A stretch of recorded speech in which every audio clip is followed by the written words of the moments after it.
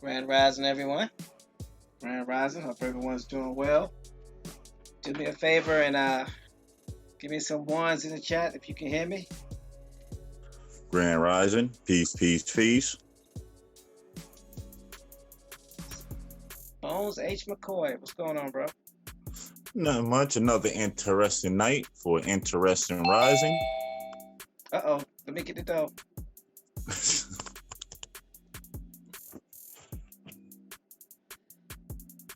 going on, though?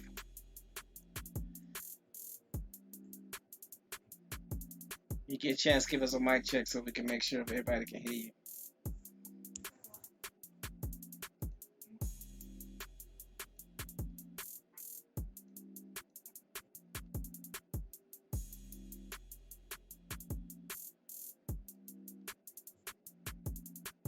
Okay, went down.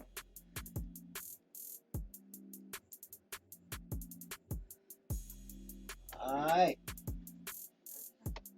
Everybody doing all right? I know y'all can't answer me verbally, but I always like to ask. Mic check. What's going on, no sell up? Peace. What's going on? Everything. You know?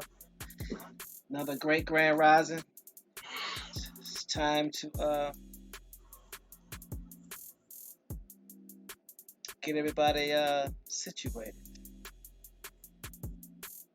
and brought up to speed on what's going on.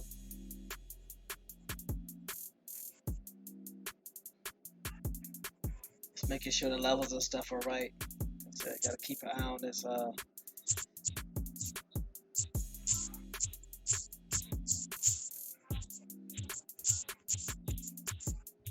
close this up.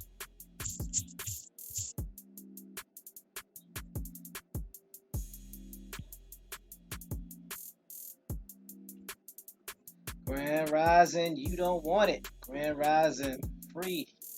Lady LJ free. Grand Rising, Darian Woods.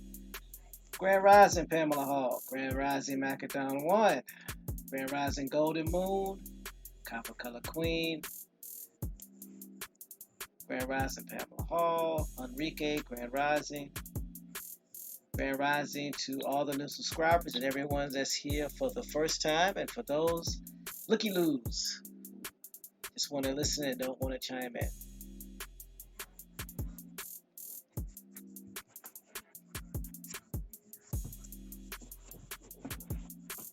Was everybody able to hear no sellout? Okay.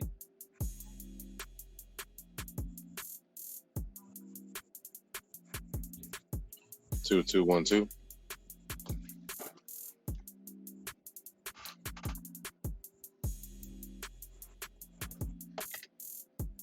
Emma, you didn't hear no sellout? Oh, okay. Free said she heard him. Okay.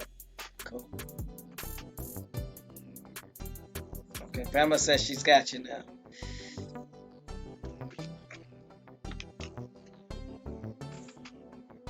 Grand Rising, Mr. TJ. Grand Rising, I am Flying Squirrel. Got everybody coming in early today. Okay, that's what's up. Today's Thursday, right?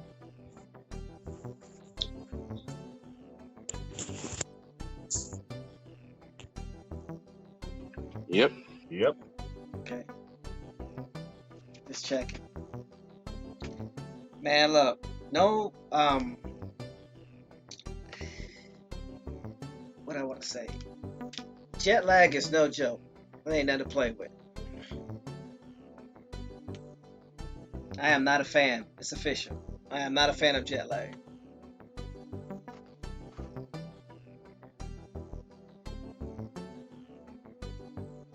But I used to lock myself in the room for 3 days to recuperate first. I don't want to see nobody. You said 3 days? Mm-hmm. Good grief. Man, once I spent, 5 months on the West Coast, I got back to the East Coast, I was all discombobulated. Yeah, that makes sense. I can see that. I can see why that would be a thing. I can definitely see why that would be an issue. That makes sense. Came back 3 hours behind everything. You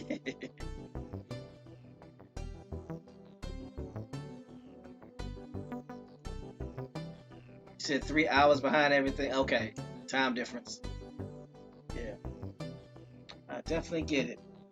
Yeah, you know, the longer you stay someplace, your body starts getting used to it. Once your body gets to that time,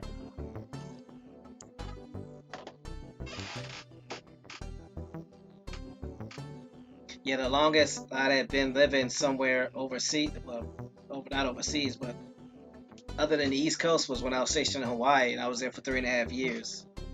So not only had I got acclimated to the temperature, because it didn't get any colder than 60 degrees. Yeah, the time difference was crazy too.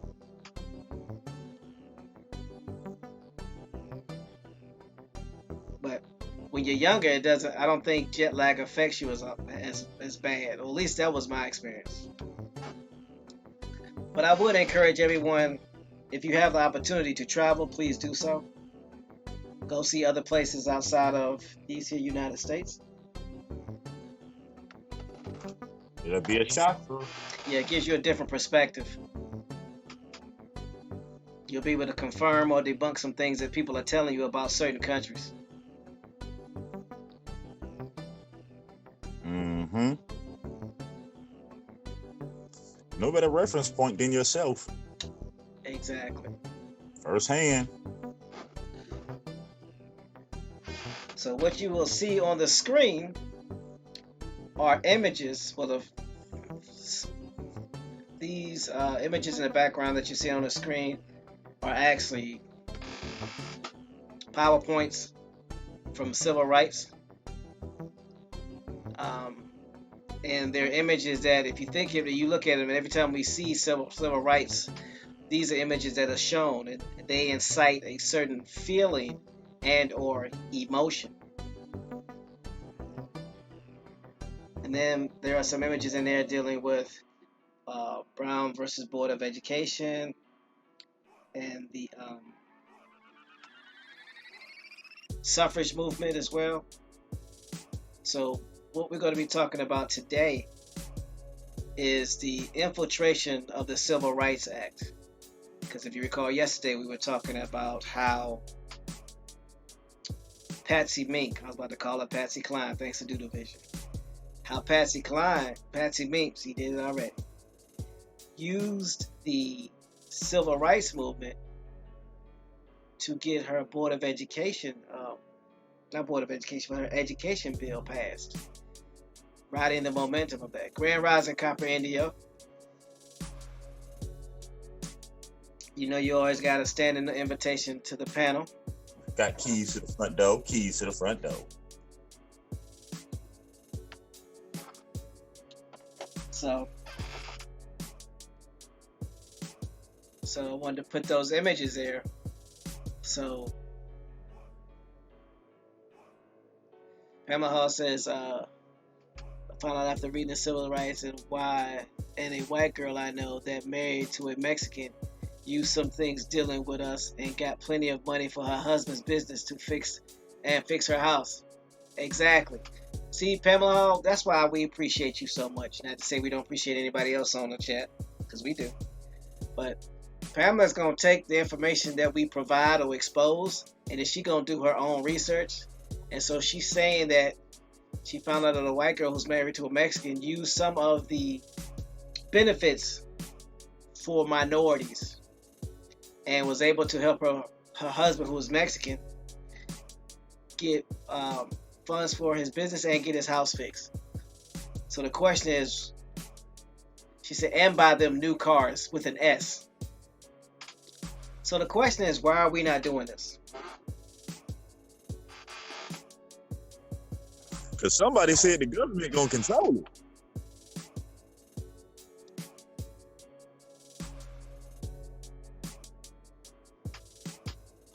I am Flying Square. You said you heard a white woman say she did or did not apply for the Homestead Act yesterday.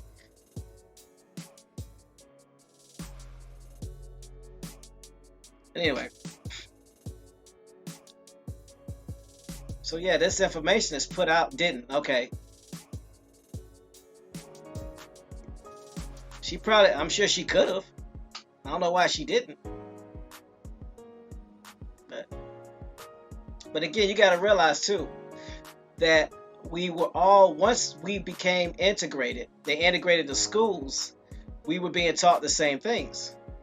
So I know many of us are under the assumption that the majority of Europeans or the descendants of colonizers know a lot more than we know. That's not necessarily true. Bingo. They were educated the same way we were educated. And because of self-segregation, we generally tend to hang around and associate with people that look like us, that have the same background we do. They're just not exposed to the level of racism that we are. That's all. So that's basically the main difference. What they're exposed to versus what we're exposed to because of our hue. Yeah, you got to remember the majority of their population only interaction with us is through reality TV and internet. Let's don't forget this. You don't have large populations of them living in your neighborhood or in your communities. Well, the only interaction that you would have is working alongside them. Outside of that, Going to school, working or going to school. yeah. Well, if your children are in a community where there's a lot of colonized descendants dealing with AAU programs and things like that, or if your children are involved in sports that have a lot of colonizer descendants in there,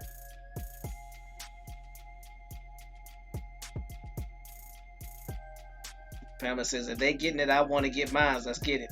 That's right. So before we go ahead and get started, let's go ahead and do this PSA. Again, welcome the new subscribers and welcome all those that are watching this channel for the first time. This is the Cab Grand Rising Show, and it's brought to you by Autochthonous Assembly, where the real work gets done. And we are an organization that's gathering the minds that do the work. So I'm going to share with you our mission.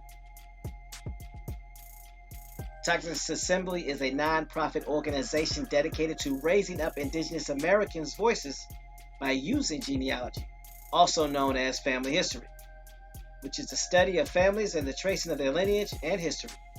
Genealogists use oral interviews, historical records, genetic analysis, and other records to obtain information about a family and to demonstrate kinship and pedigree of its members. Autochthonous Assembly has core values, which are the foundation of our company, which is essential to our success and serve as a lens through which we evaluate every business decision. And our core values, which are, but are not limited to, integrity, know and do what is right, respect, treating others the way you want to be treated, responsibility, embrace opportunities to contribute, servant leadership, serving the common good.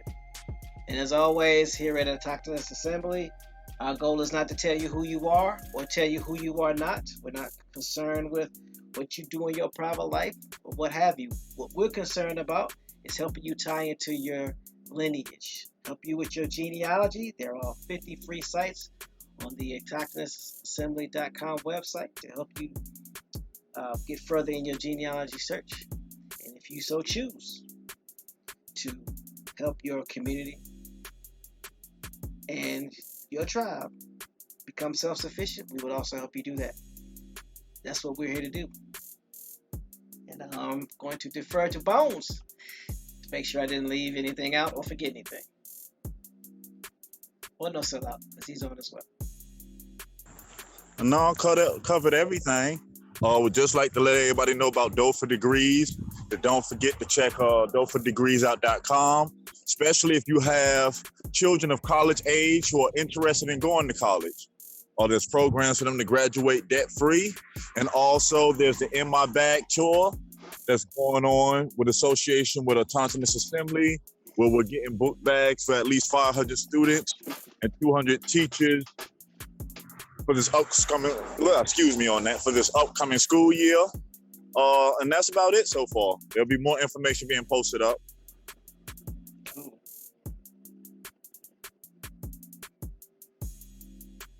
That's what's up. No sellouts. Anything you want to share? Or anything that I missed or bones missed when it comes to Autonomous Assembly and what our mission is, goals are, or any affiliation? You laid it out. Someone's laid it out. Y'all are right on time with it. Thank you, thank you, thank you.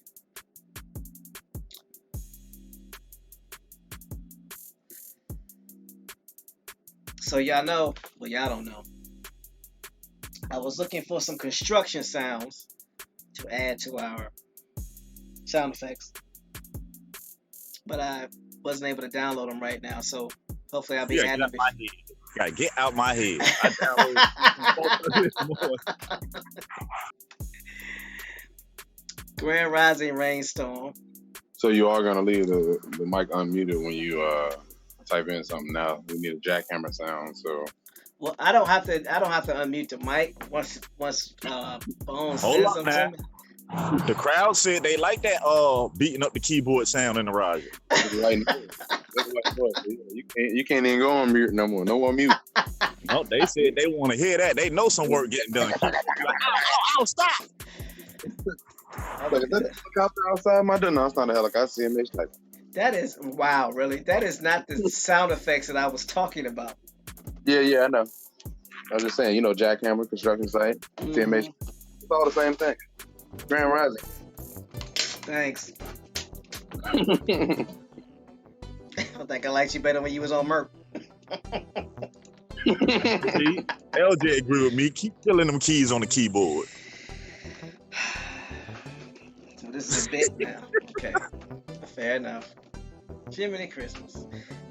Mr. TJ says tap dance on the keyboard. Wow.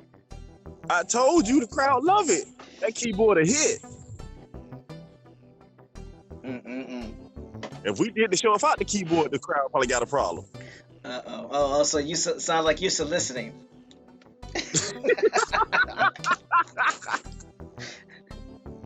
Okay, fine. I will leave it up so the keyboard can be heard.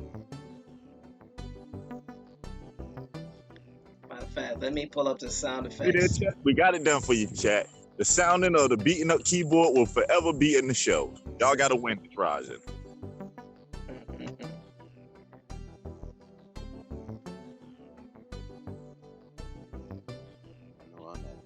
Golden Moon talks some Teddy Riley style.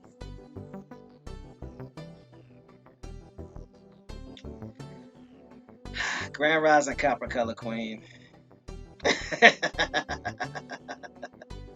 You said that like, hold on. Tell them to get off me right now. Wow. LJ Free says A2 where the keyboard gets murked. Really? I'm not going to start this rise.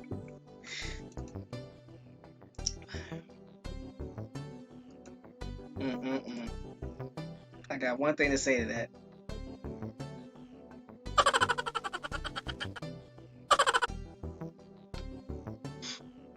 We're going to leave it at that. Oh, Free got my side hurting already. We ain't even started. I know, right? It's okay, though. It's okay. So, for those of you who are just now tuning in and wondering what's going on, we are talking about the infiltration of the Civil Rights Act.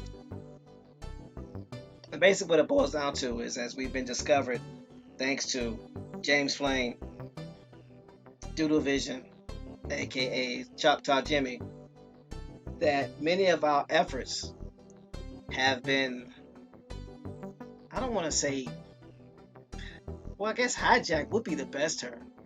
Either intentionally or unintentionally hijacked to serve all other organizations.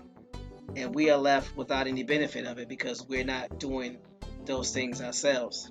So we're going to go through the timeline of American civil rights movement and put some of these pieces together so you can see how some of these civil rights acts got passed, which we thought were for us, that absolutely appear to have nothing to do with us, are not for us, nor about us. Iron Flying Squirrel said he thought it was a chipmunk. Well, it's actually a cartoon laugh. So, Grand Rising David Corey says intentional. People say stolen. Some people say stole. Again, it's hard to prove intent. So we're just gonna leave it at that. So I'm putting a link in the back chat that's going to cover the timeline for the American Civil Rights Movement. And we also have some other links, which I'll put in the back chat as well, dealing with the social welfare programs and how they tie in based off of the timeline.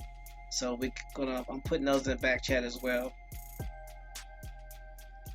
And then there's another link for the civil rights timeline. So we want you to be able to follow through at your leisure and see how all this hijacking, if you will, took place. I am Fly Squirrel said, getting linky. Oh, that's the doorbells. Somebody left and came back in. Need to be let in. It's Bones. Somehow kicking stuff back. You might want to, when you get a chance, dial into the Zoom call too. Speaking of which, y'all do know that number at the top of the screen is not there just for show. If you want to call in, you can call in using that number in the meeting ID, and then you'll be on the panel. Only thing we ask is that you're respectful, and that if you come in with some information, please provide some proof.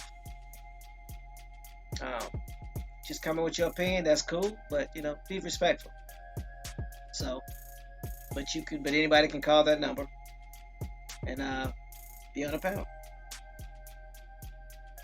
Like that. But also be warned that if you come disrespectful and you coming crazy, you will get booted. Quick, fast, and which is what Bones loves to do, kick people out. I'm just playing. David Corey said, "Oh, that's a real number." Ain't. I love that. I love it. Let me stop. Yes, David, that's a real number.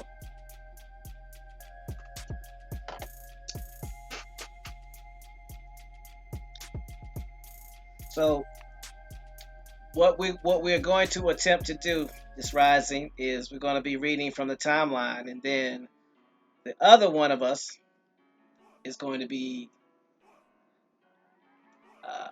lining up the social welfare projects that match up with the timeline. So that's someone that will be doing the social welfare project lining up will be, I'm about to volunteer them, Bones.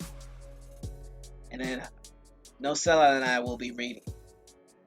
So we've already put the links in the chat. So again, for the chat to have access to the link, number one. Number two, be able to go back over and look at it at your spare time if you're listening in your car, listening at work, or just not able to have your device toggle between two apps. And also, if there's something that we missed or we need to go over and cover, come on back and let us know about it. Or if you have some information that you can add based on personal experience or factual content, please either put it in the chat or come on to the call.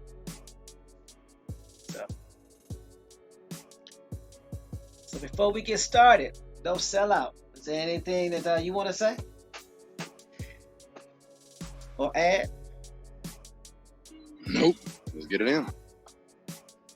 So do you want to read from the timeline of American Civil Rights Movement according to Encyclopedia Britannica, or you want me to start reading first? Are you talking to me? Yeah, I'm talking to you. I got my hands on the wheel at the moment, but Okay. No, keep both hands on the wheel. I'll start reading. both of my eyes. I don't know if you want my eyes. I'll be on the. No. No, it's all right. All right, I got you. I can read though. Rainstorm, yes, the W is toll free. Y'all know that's our favorite thing. Free. Free 99. So, y'all are funny. So, I'm going to redrop the link in the chat. And we will go ahead and get started.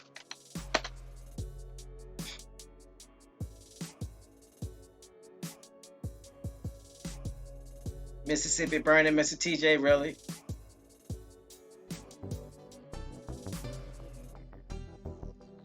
The crowd is live today, I see.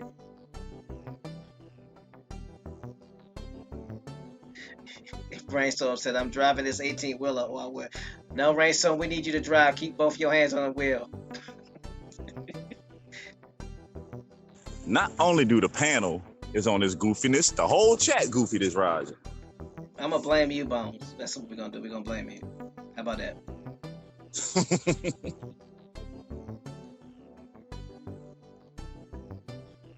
We're going to blame Bones.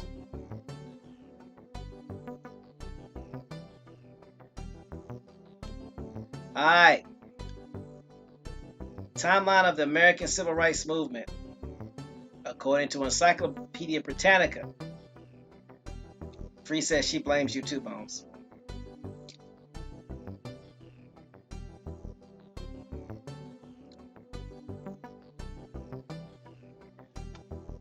The Civil Rights Movement came to national prominence in the United States during the mid-1950s and continued to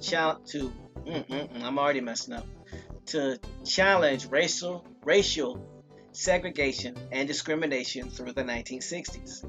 Many organizations, notably the Southern Christian Leadership Conference, SCLC, headed by Dr. Martin Luther King, the Congress of Racial Equality, CORE or CORE, and the Student Nonviolent Coordinating Committee, SNCC, arranged nonviolent demonstrations to call attention to specific inequalities, while individuals also challenged unjust laws independently. The Civil Rights Movement eventually achieved equal rights legislation, but not without challenges. In the late 1960s, complications arose as various groups confronted the enduring economic and social consequences of past oppression. These problems persisted in subsequent decades, and the idea of real equality remained elusive well into the 21st century. Nonetheless, the intrepid supporters of the Civil Rights Movement took some of the hardest first steps towards equality.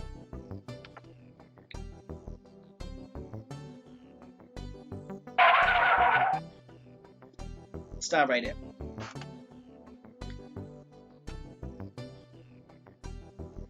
It goes on to read in the last sentence of the paragraph. Nonetheless, the intrepid supporters of civil rights movements took some of the hardest first steps towards equality. If you remember, Patsy Mink and a lot of her organizations were supporting the civil rights movement, especially some of the organizers that were dealing with the bra burning and the Miss America boycott. So keep that in mind. Also, too, you got to look at it from this standpoint. In the 50s and the 60s, we were at least a good 50 years removed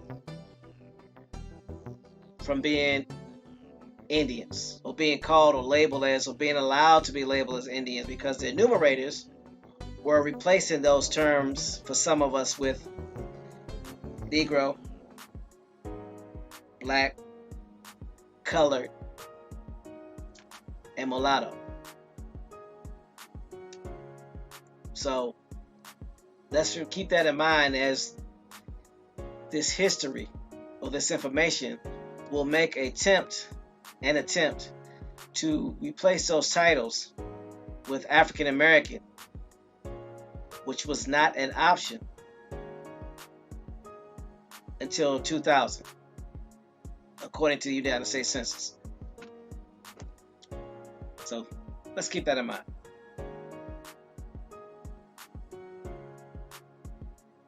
Anything you want to add? No sellout or bounce? No, you hit it right on the head. That we got to remember that the term African American did not get applied until the year 2000. And for those of you that are new to the show or listening for the first time, we're talking in reference to what the census was labeling us as, which got started, meaning the census, in 1790. Even though Jesse Jackson came to DC to lobby to have our titles changed to African American in 1988, it did not become an option for us to self-determine until 2000. So just keep that in mind. So the first civil rights movement that we will discuss happened in 1954. Brown versus the Board of Education. And it goes on to read, on May 17th, 1954, the U.S. Supreme Court ruled in the case, Brown versus Board of Education of Topeka, that racial segregation in public schools was unconstitutional. The decision effectively overturned the separate but equal ruling of Plessy versus Ferguson back in 1896, which had allowed Jim Crow laws that mandated separate public facilities for whites, here they go, and African Americans, or at this particular time, Negroes, colored, blacks, and mulattoes, to prevail throughout the South during the first half of the 20th century. While the Brown ruling applied only to schools, it implied that segregation in other public facilities was unconstitutional as well.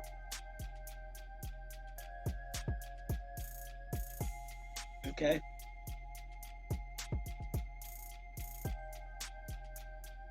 So, in 1954, Brown versus Board of Education basically repealed or overturned the Plessy versus Ferguson ruling of 1896, separate but equal. All right, Golden Moon. We'll hit us up when you get back. And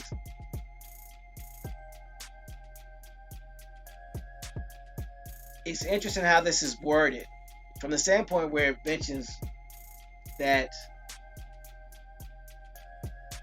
while the Brown ruling applied only to schools, it implied that segregation in other public facilities was unconstitutional as well.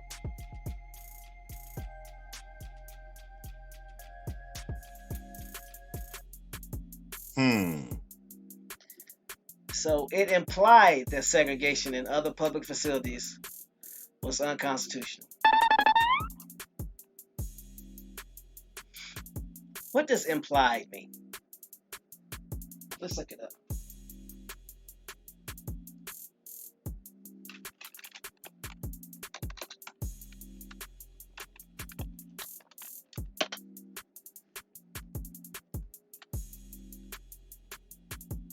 Implied. Basically is suggested but not directly expressed. Implicit. Example, she was aware of his implied criticism. Let's see what else we can go. Yeah, it does. It means that you made a suggestion that it was illegal, but you have no intention on doing anything about it. Right. So imply means strongly suggest the truth or existence of something not expressly stated. The salesman who uses jargon to imply his superior knowledge. Synonyms are implicit, indirect, hinted, suggested, insinuated, deductible, inferred, understood, more. Then there are more antonyms. Explicit and direct. So it was implied that segregation in other public facilities was unconstitutional as well. David Corey says, "Got to keep that sound." He said it again. For you, David Corey, I'll hit it one more time.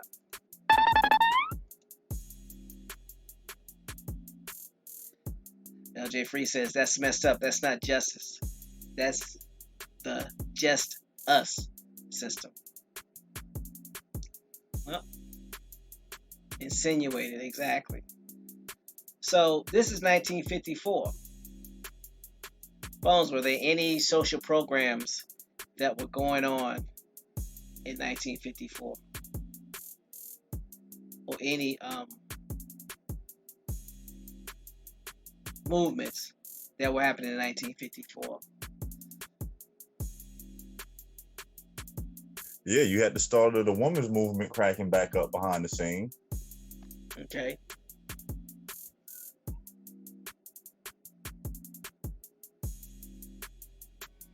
Yeah, because I'm looking at Social Welfare History Project. Go ahead, I'm sorry. Yeah, you got to remember, this is the time that Mink and all them are also making their moves too. Yep. And also, too, I'm looking on the Social Welfare History Project, and the second, well, not the second paragraph, in the middle of the page, because I was just basically scrolling. It's some great information, Bones. Under the Johnson and the Great Society, it reads, President Lyndon Johnson significantly expanded the federal partnership in American social welfare, a partnership of federal government with private and other public institutions to promote social welfare.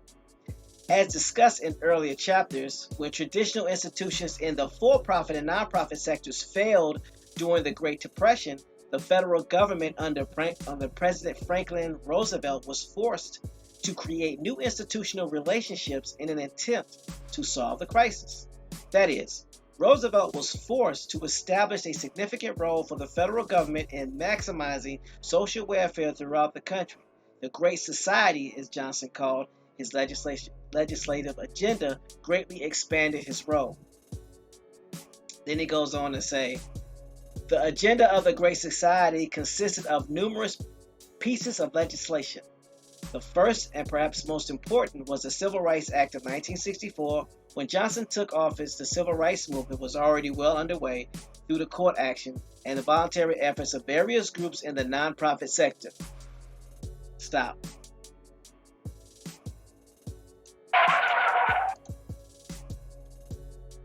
See, we're not going to just let something slide. I need y'all to hear this. Mm-hmm. And it goes back to what we talked about when it's talked about for-profit and non-profit organizations. It says, this agenda of Great Society consisted of numerous pieces of legislation. The first, and perhaps most important, was the Civil Rights Act of 1964 when Johnson took office. The civil rights movement was already well underway through court action and the voluntary efforts of various groups in the non-profit sector.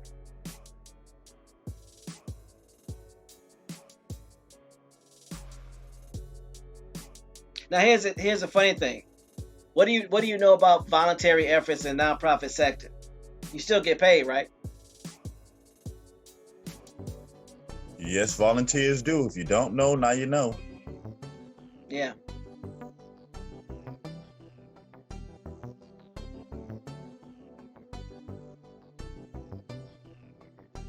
So then it goes on. I'm sorry, go ahead. Which is weird. The more and more that you know about these timelines, that in 1869, what was it, 1869, 1890, somewhere around there, 1898, 1896, I gotta look it up to get the exact date. 1896. You talking about Plessy versus Ferguson, right? Yeah, well, you had the separate but equal. Yeah. It's kind of funny that we were allowed to be separated, but everybody had to have the same accommodations. Then all of a sudden, they forced everybody to come together. Has anybody ever asked why? That's a good question. No, I don't think anybody did. And after after the so-called Black Wall Streets, after the breaking down of all institutions, now all of a sudden everybody be concluded together. When every time before then it was separate but equal. Everybody can have their separate societies, but everybody have to have the same accommodations for each other. Could it be that, and Free brought this up, she says we always thrive when separate. So could it be the fact that when we were separate, we were thriving and they weren't? Could it be that when we were separate, it was harder for them to keep an eye on us? Could it be that when we were separate and minding our own business, our business was booming? Could that be it? Sounds like to me. That's what history shows. I mean, it's in writing, it's in stone. That when our ancestors, the last thing they did it was top of the 1900s. So-called Black Wall Streets all across the nation. Not just Tulsa, Oklahoma. You got to remember Florida, North Carolina, Tennessee. Every place where we was had a thriving infrastructure. Yeah, any of your major cities. There's 3 here in Northern Virginia. And the interesting thing about that is you will see the plaques in the middle of the cities where the buildings originally stood, or where the center of the city was where those buildings originally stood. It's just that some of us don't pay attention to that. So it goes unnoticed.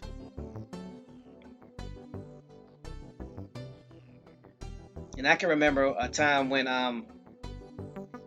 my father was telling me that, because he has a house in Hampton, Virginia, still right down the street from Hampton University. And it's basically located in Buckrow. Buckrow was black owned. All the businesses in Buckrow were all black owned. And before there was a Six Flags, Busch Gardens, anything like that, you had Buckrow Beach. And I can remember traffic coming from all over the north to come to Buckrow Beach. So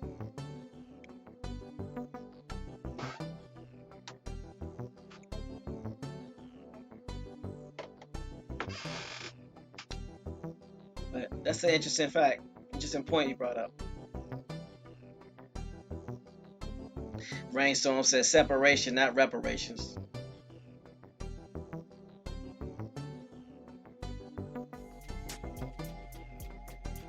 Pamela Hall says, yep, I used to love going to Buckrow Beach. I wouldn't get on that rickety roller coaster though, Pamela. I just couldn't do it. Anyway. Bree says, exactly. Segregation makes it easier to cast the illusion that a certain group is better than another, but not granting equality in services, access, housing, etc.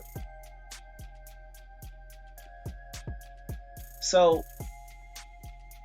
we are looking at the fact and focusing on the fact that nonprofit organizations were volunteering efforts. So basically what it means when it says volunteering efforts, meaning that they were volunteering their efforts without charging the city money to do it. And people were coming in to work and volunteer their time. So the money wasn't coming directly from the population being helped, so to speak. So I wanted to point that out because as you pay attention, you're going to see and you will recognize from this point on that nonprofit organizations play a major role in our day-to-day lives. In 1954, because I'm still reading from the Social Welfare Library at VCU under the Johnson and Grace Society, second paragraph, second sentence. In 1954, the Supreme Court had ruled that school segregation was unconstitutional. Then in 1955, the refusal of an African American, which was not African American in 1955, black, Negro, mulatto. What's the other one? Black, Negro, mulatto. What am I missing? I say black, colored. Thank you. Woman named Rosa Parks to give up her seat to a white rider on Montgomery, Alabama bus led to a boycott of all public buses in the city of blacks, Negroes, colored, and mulattoes.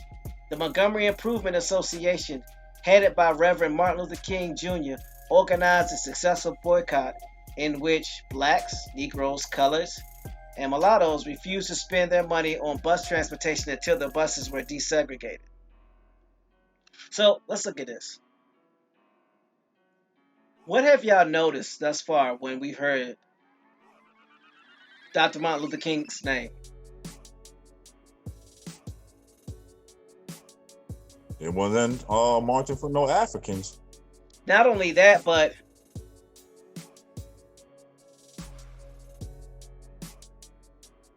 there was a group called the Montgomery Improvement Association, headed by the Reverend Martin Luther King Jr. So he headed it. The question is, did he start it? Probably not.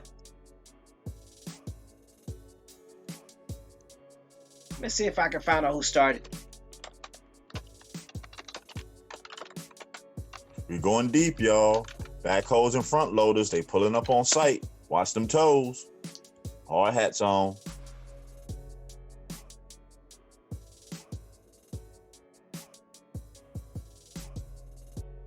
Let's see. Montgomery Improvement Association.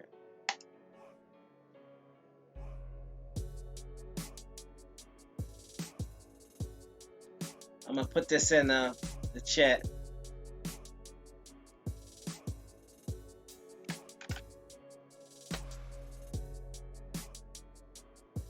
LJ Free says, my opinion, the focus doesn't even have to be on separating from anyone. It should be focused on bettering ourselves and our communities, and the rest will follow by default as we grow. That's true. Ladarian Wood says that keyboard is going in. People got to realize that was done by design. That this whole separating thing is basically impossible now. So many families done crossed over, so you're going to separate from your family? Come on, let's be realistic and honest about this. I'm sure some of us would like to separate from our families. So the Montgomery Improvement Association, which is interesting, the abbreviation is MIA. Now, we always say MIA now means missing in action, right? Or if you're a Miami fan, or you live in Miami, it means Miami, right? Especially the airport, MIA.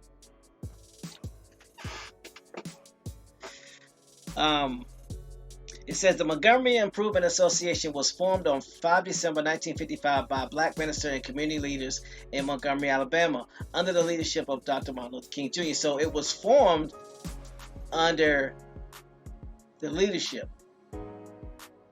The MIA was instrumental in guiding the Montgomery bus boycott, a successful campaign that focused on national attention on racial segregation in the South, and catapulted King into the national spotlight.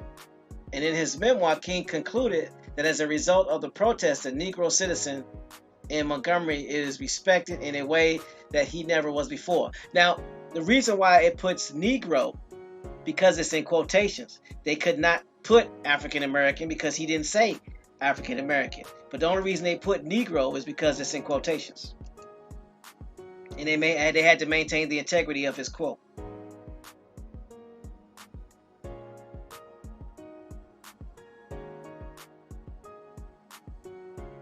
It said the MIA's earliest officers were Martin Luther King Jr., President; Roy Bennett, first Vice President, later replaced by Ralph D. Abernathy; Moses W. Jones, second Vice President; Emma Dungy, Financial Secretary; U.J. Fields, Recording Secretary, later replaced by W.J. Powell; E.N. Finch, Corresponding Secretary; E.D. Nixon, Treasurer; C.W. Lee, Assistant Treasurer; and A.W. Wilson, Parliamentarian. Sound like they had a non-profit set up. Mm-hmm.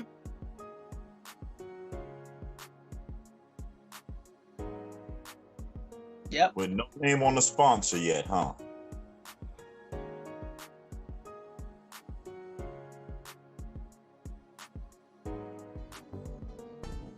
See, these are questions in our story and in our history we need to be asking.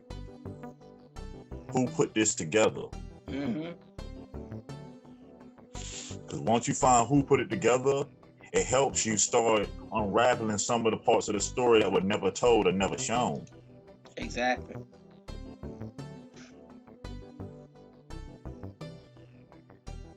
I'm gonna see if I can do a little bit more digging to see about this group, because you never hear about the group, you just hear about the leader of the group.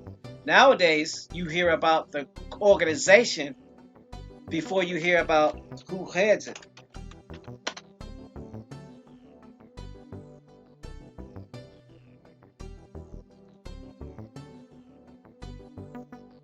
Free says, yep, that helps unveil the lies.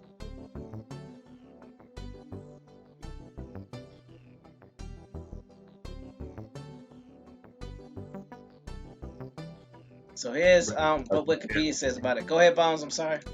No, just telling Carrie Grand Rising, peace. He showed up in the chat.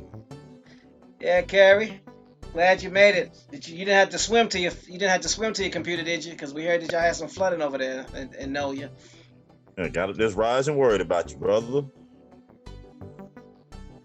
We're gonna need that boat.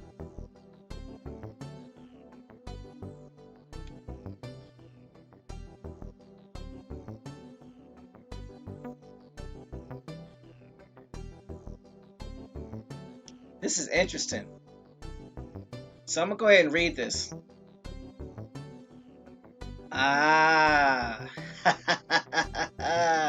David Corey on it this rising. So check this out. When I put the link in there for the Montgomery Improvement Association, and if you scroll down, not only will you see the people, but you'll see the organizations: the Women's Political Council, the Montgomery Improvement Association, Fellowship of Reconciliation, Congress of Racial Equality, Southern Christian Leadership Conference, Committee of Nonviolent Integration, Men of Montgomery, National Association of Advancement of Colored People. So, can somebody explain to me why is the women? Hush, it might come out wrong. let's look at this. It's actually the first one listed: Women's Political Council. That's why I'm wondering why they first.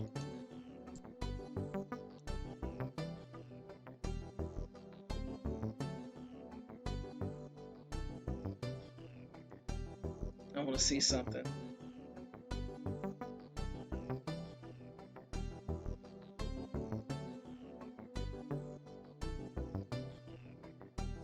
These were melanated women that started this.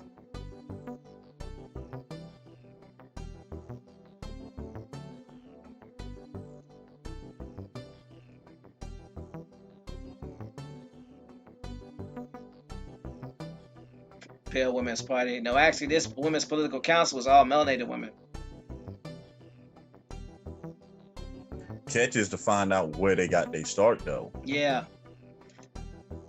So it says, I'll put it in the chat.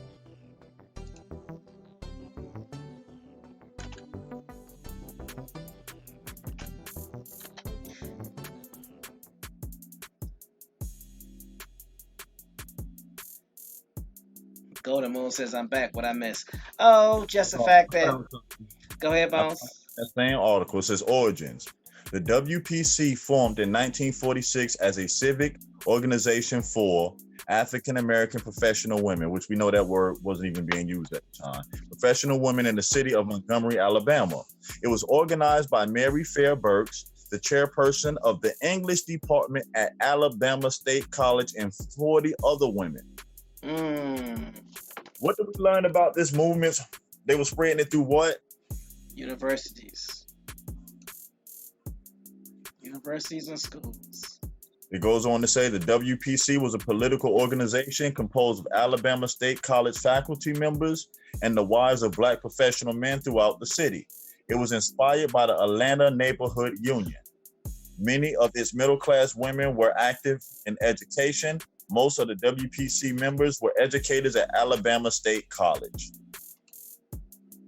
or Montgomery Public School. Stop.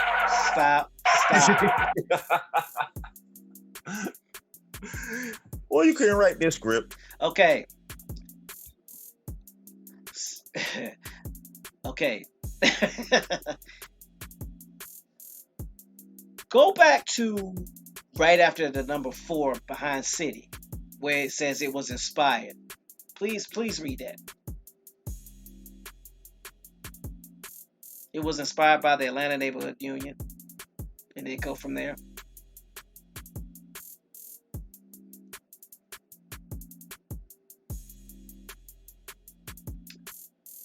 I'll read it. Many of its middle-class women were active in education. Okay, so middle class. So you mean to tell me we had middle-class melanated people in the 40s? Not only were they middle class, they were educated. And teaching at colleges and public schools. 1946. So that means it had to start before 1946 because they would have to go to school, go to college, graduate to become teachers, to come back and teach in colleges and schools. So in the 1930s, we were going to college. Okay, so Grand Rising Jeffrey Gordon. So let's look at this. Peace, cuz. Peace. Glad you made it. So I'm gonna go. Hold on. We're gonna do this. Let's look at the date of birth of these women. Mary Fair Burks, because she's credited with founding it. Mary Fair, July 31st, 1940, Montgomery, Alabama. She died July 21st, 1991 at the age of 76 in Salisbury, Maryland. She was born in 1914. So you figure by 1934, she was 24. So like you said, she was going to school in the 30s. She was in college in the 30s. I got something else to drop on everyone. I looked up Atlanta Neighborhood Union. This is interesting. Go ahead. The Atlanta Neighborhood Union was they got African American, which we know didn't exist, women-led neighborhood organization in Atlanta, Georgia. Started in 1908 by Lugina Burns Hope and chartered in 1911. The union, a prototype for self-help and social service organizations, was one of the most important organizations for Atlanta's social services and worked in part by networking with the city's progressive whites. One of the organizations influenced by it was Women's Political Council of Montgomery, Alabama. It was dissolved in 1970. So in 1911, between 1911 and 1908, they were working with progressive whites and forming these organizations. Boom, found it. Can you post that in the chat, please, sir? And the reason why we're doing this because what we've learned is if you find out the organizations that spearheaded or funded it, you can find out what their agenda was. And then you can find out how we got hijacked, for lack of better terms. Because remember, what happened shortly before 1911, in 1906, when they was talking about there was too many of us and they won't ever be able to get any votes done. 1906, they met at Congress, on Congress floor. They placed the argument that they had to start removing us as Indians because of the vote. They could never control and never keep power. This is 1906 Congress. 2 years later, these groups start being formed, along with progressive whites. So where did the finances and stuff come from? Progressive whites. Pamela Hall says, hell, my grandma was born in 1911.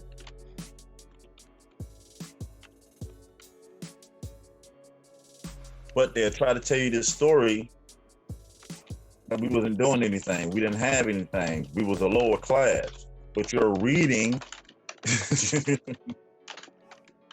that you have women, melanated women, getting college degrees and going back teaching.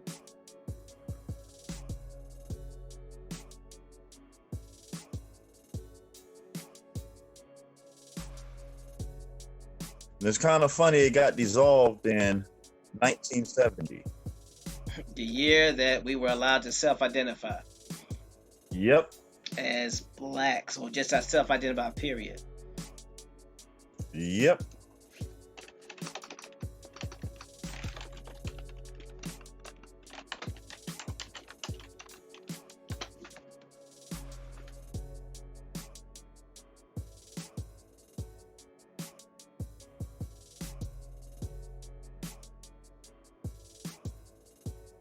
I mean, wow, the things you find out when you go to digging. Ladarian Wood says, what happened to all the we can't read or we couldn't go to college and all that, them dates and the history ain't, no, it's not adding up. Yes, Golden Moon, Kermit typing again.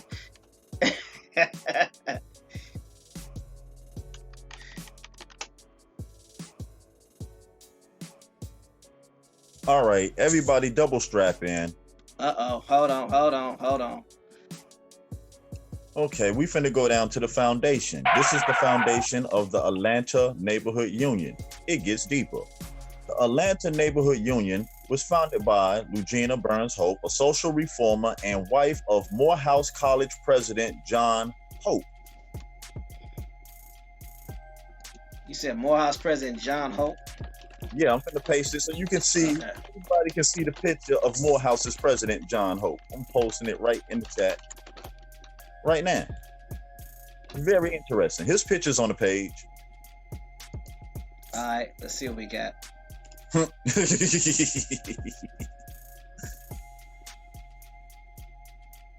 fact that you laughing like that's making me nervous.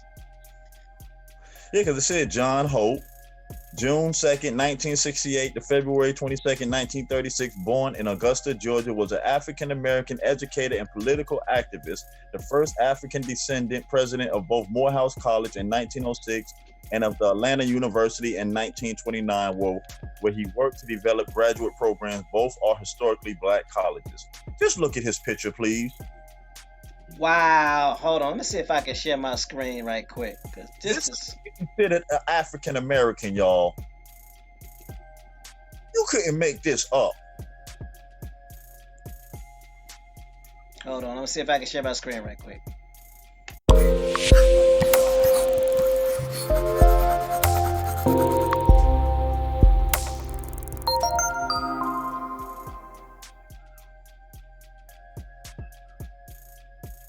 Y'all see the picture?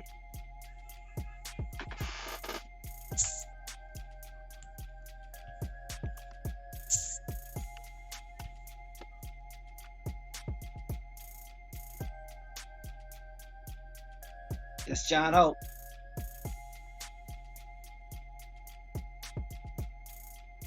Now, if you did not know what his nationality was supposed to be, what would you classify his nationality as?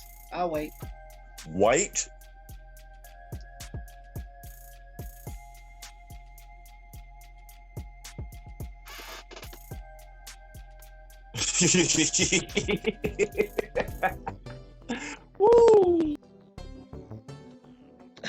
Pamela.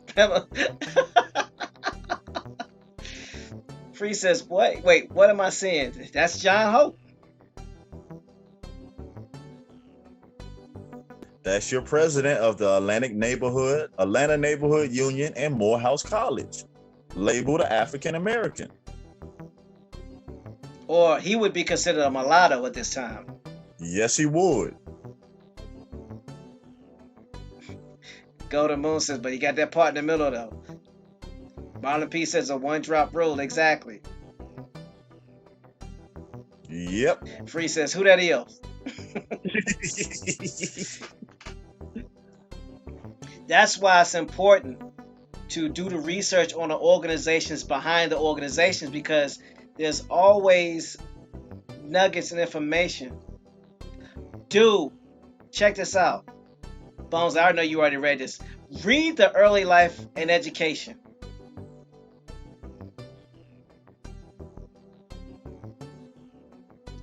I just pulled it up. It says, Early Life and Education. John Hope was born in 1868 in Augusta, Georgia, the son of James Hope, a white Scottish-American merchant, and Mary Frances Taylor, a free woman of color. Her mother was part of the free class of people of color well before the Civil War. The senior Hope was born in Langholm, Scotland in 1805 and migrated with his parents at the age of 12 to New York City in 1817. As a young man, he established a successful business. It goes on to say, in 1831, the senior Hope moved south to Augusta, Georgia, where he became a successful businessman. He later formed a relationship with Mary Frances Taylor. State law prohibited interracial marriage, but they lived openly as a couple to the end of his life and had a family. Of majority European ancestry, their son, John Hope, was European in appearance and could have passed for white, but he identified with the African American community and devoted his life to its education and advancement in the post-war segregated South. Hope was 8 when his father died, and his family struggled financially. And so the executors failed to carry out his father's plans for support of him and his mother. The youth left school after 8th grade to work, but 5 years later, John Hope was determined to get educated. He managed to go north in his education, graduating from Worcester Academy in 1890. He went on to go to Brown University, graduating in 1894. Hope was a member of the Alpha Phi Alpha fraternity. Read that last part one more time. It says he went on to Brown University, graduating in 1894. Hope was a member of Alpha Phi Alpha fraternity. Ain't these people we was talking about before? Classified as one thing, but by how they look, they can move among society. Yep, Pamela Hall says, but what they're really doing back then, if you was closer to white, you could live better. I told y'all I had uncles that lived as white men. But hold on, but think about this. When we were going over the tribes, what was one thing that we saw and we noticed? White Scottish American merchants or Irish Scots were always marrying who? Indian women. Indian women. And didn't they tell you that way before that his mother and them was free post-Civil War, before all these wars? So who were they again? She was an Indian. She was an Indian. His mother was an Indian.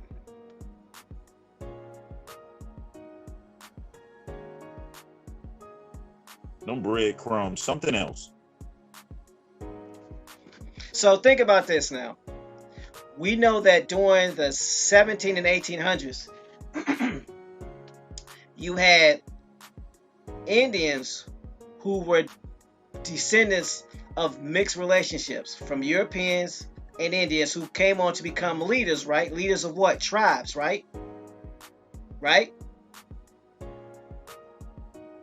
So when they got rid of us and they put the American Indians on reservations and they put us, quote unquote, in the ghettos, left us to fend for ourselves, they got rid of the tribes for us, but they couldn't get rid of the nonprofits. So how do you think we knew about nonprofits? Nonprofits have always existed. So he was doing with the nonprofits what the chiefs were doing with the tribes. He started a nonprofit organization, which made him what? Chief.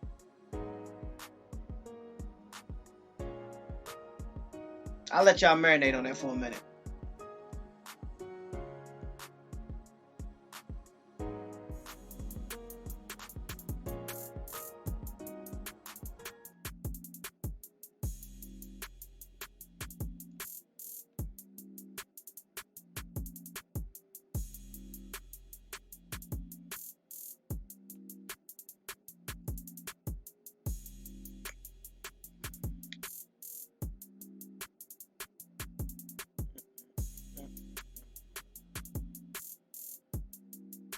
So just something to think about. So I'm transitioning back. I just want y'all to see that picture. So. It makes you think of the NAACP again. Is that this is something I always had a feeling about the NAACP. It was never meant for us. It was meant for them, meaning the so-called ones that you would call mulatto. Mm-hmm. But at this time, we didn't consider colored people. If we're Negroes, who's the colored people?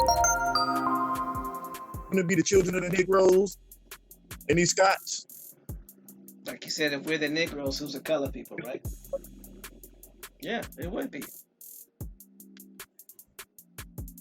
Because they would be multiracial, and by definition, you could call them colored peoples. Because they're mixed. If you're saying one color is white, you're saying another color is black, so who is colored people? I'm gonna keep saying this. It's the people that's mixed between black and white. Rainstorm says Rainbow Coalition. Well, yeah, because you got all colors. Exactly.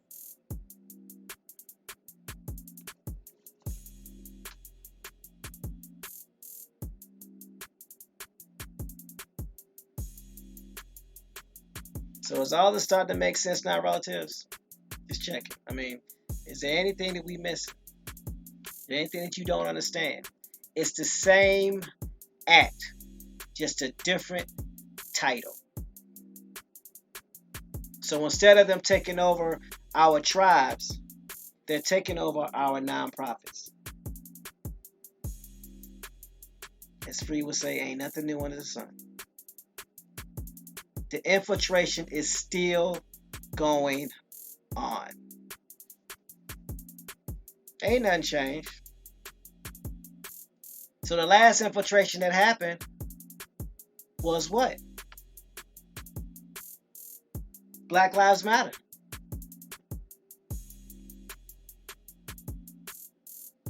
There was a situation that happened. TMH, I just posted another very interesting picture. And this is a picture of Legina, Burns Hope, and John's Hope.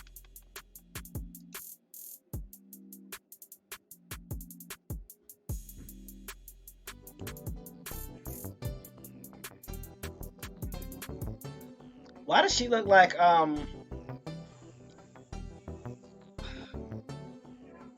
the lady that said what's her name?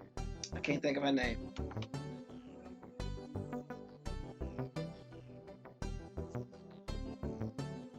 So from the side, he definitely looked like a Negro.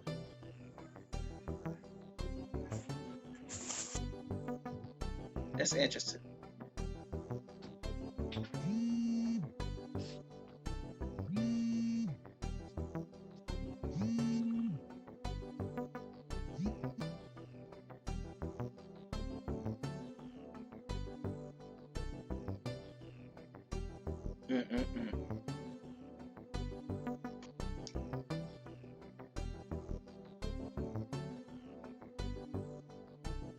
John and Legina Burns Hope.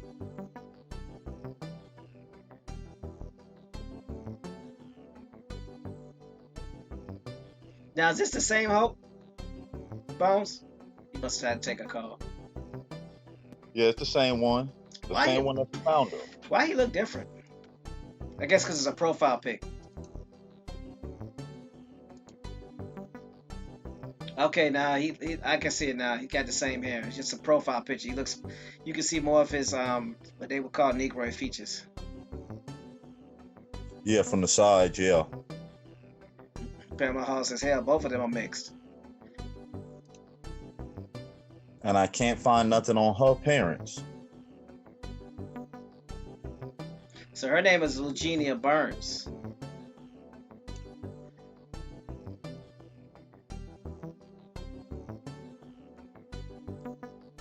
It says that she was born in St. Louis, Missouri.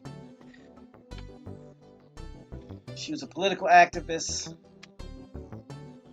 Her great-great-grandma, she's a great-great-granddaughter of Leah Hope.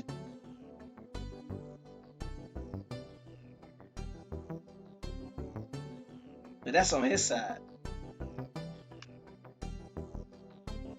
David Court says, what you looking at? We can't see. All right, make the transition again.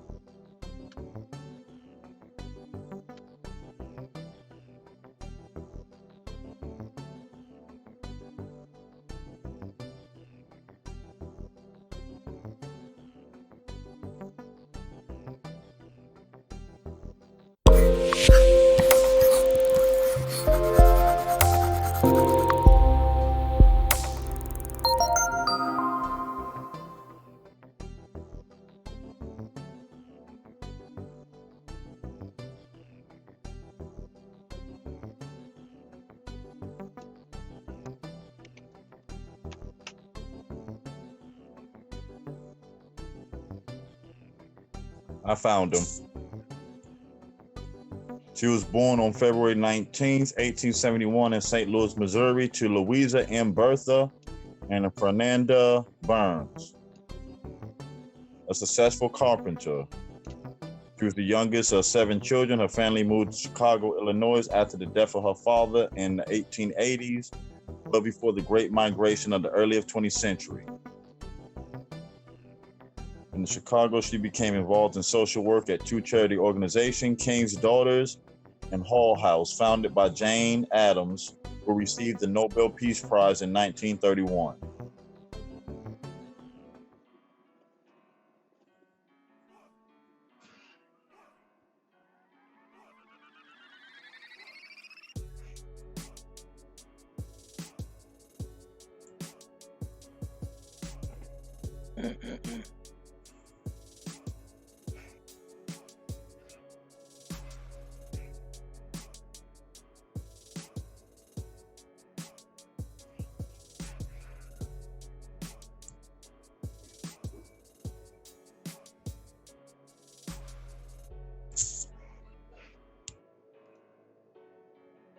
They would have been considered mulattoes. I'm looking at her. Hold on, let me put this link up here because they got a slideshow of her, and you can see the difference, the big difference in complexion.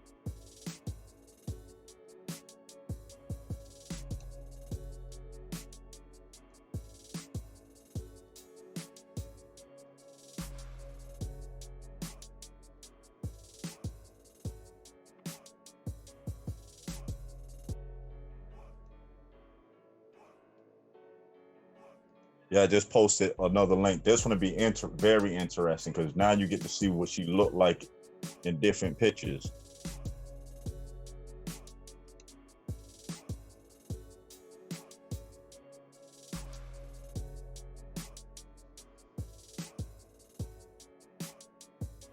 David Court says, find a needle in a haystack. That's what we do. Well, it's easy to find a needle in a haystack if you know what you're looking for, if you have the right tools. You know the easiest way to find a needle in a haystack? A magnet. I was just about to say the same thing. What we digging for? In his metal? Get over here. We work smarter. Oh boy. Alright, let me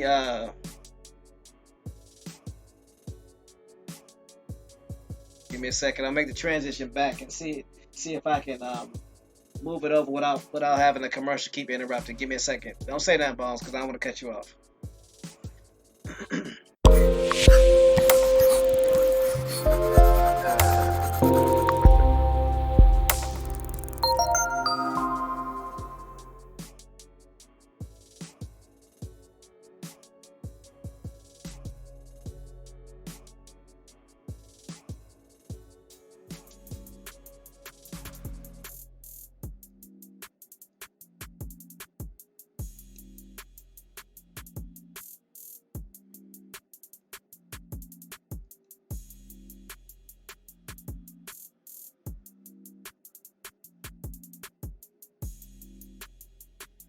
Y'all funny. See, I'm trying to make some adjustments so we can see, so y'all can see, and Bones is reading, so that's why it's so quiet. Sorry about that, y'all.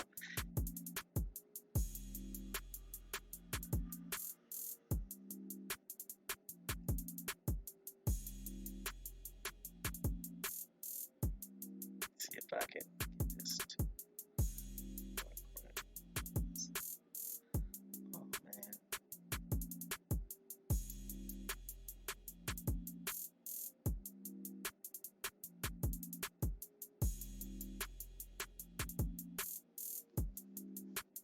Do it. Give me a second.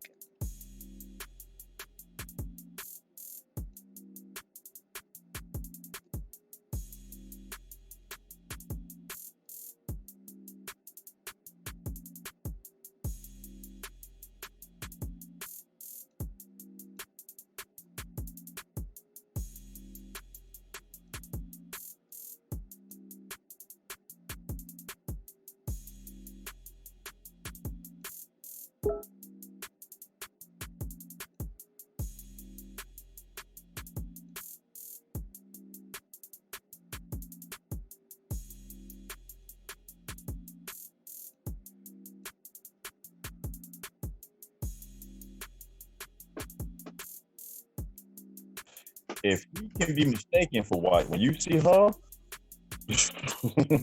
Uh-oh, what you got? I done messed up the whole. Hold on, let me get back.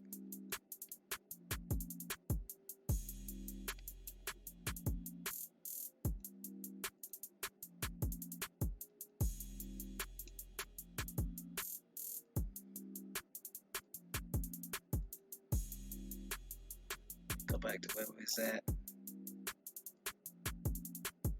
Where's the link that you sent? Hold on, let me check this out right quick.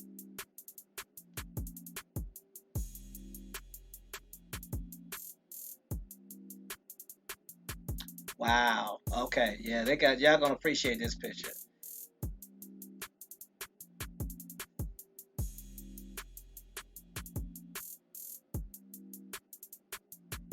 Boom. Grand Rising Alpha Jones.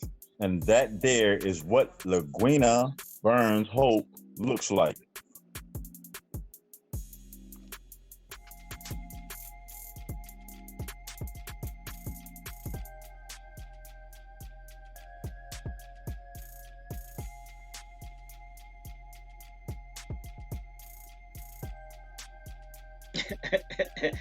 Jeffrey Gore. She would be classified as a mulatto, but you're correct. She's black. She one of us. Melanated.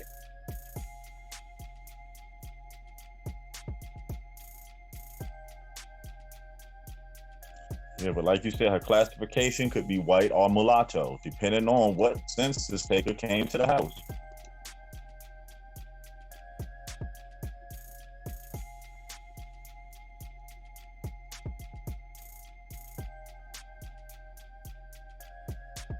Let's see something.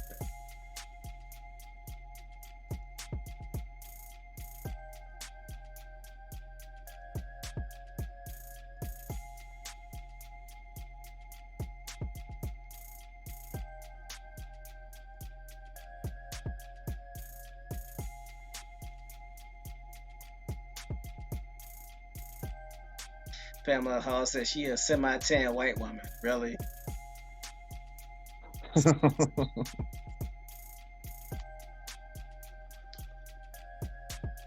It says Eugenia Burns was born on February 19th, 1871 in St. Louis, Missouri to Louisa M. Bertha and Ferdinand Burns, a successful carpenter.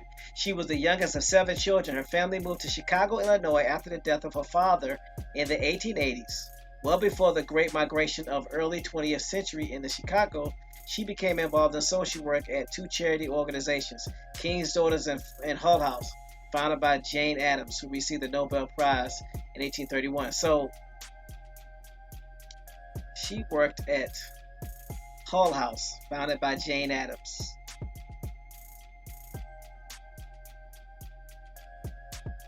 Noticing social decay in Atlanta's black neighborhoods, Eugenia Burns Hope, along with several other women, formed a neighborhood union in 1908.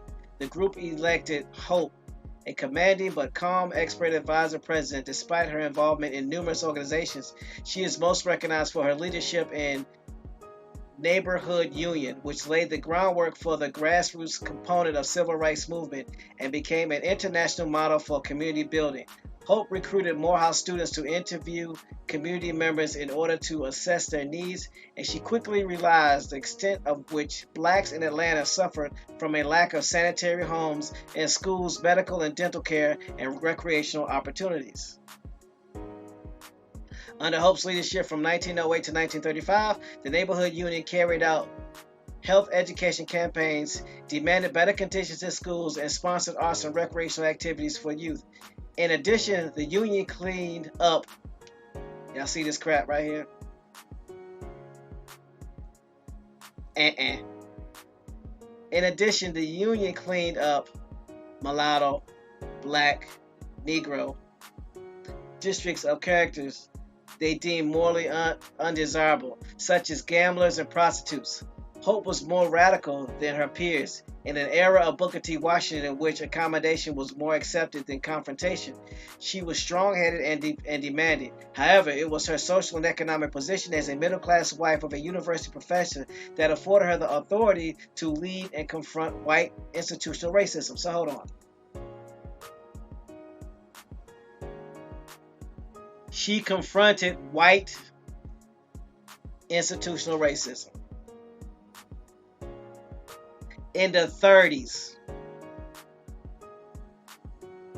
Now think about this. The women's suffrage movement happened when? In 1920? And they didn't have any rights to vote. They didn't have any rights to do anything. But yet, Hope was leading stuff in 1908 before the women's suffrage movement. So now do y'all see how the women's suffrage movement utilized people like her to help with their movement?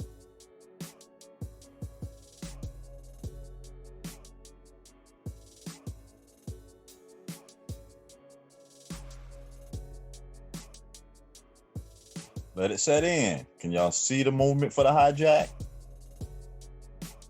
Can you see why they had to use particular people? Our energy mainly? Because who had a voice and who didn't? You see it in real time.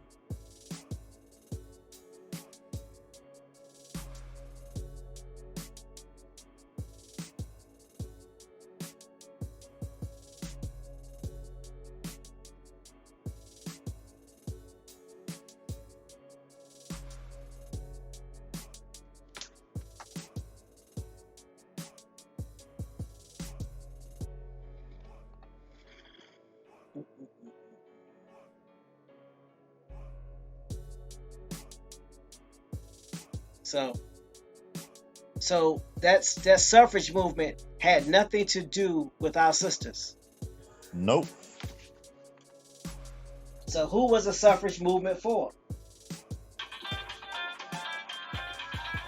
Aha.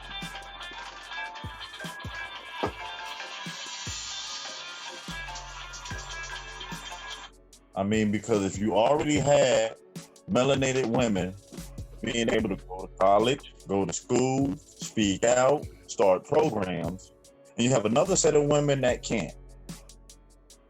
Mm-hmm. Who needed who to have a voice now?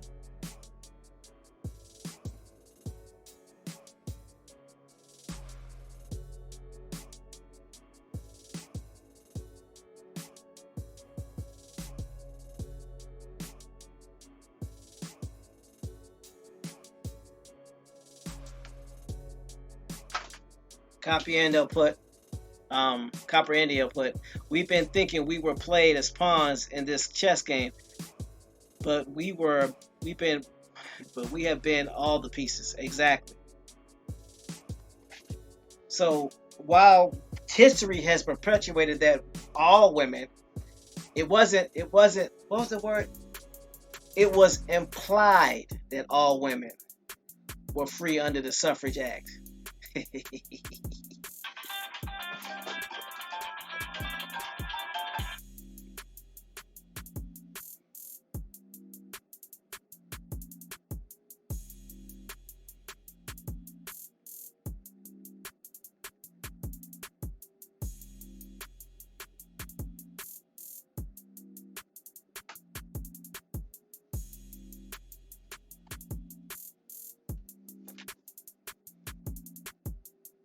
I found something, but we won't be able to dig into it on this show. Right. It's called Black and White Visions of Welfare.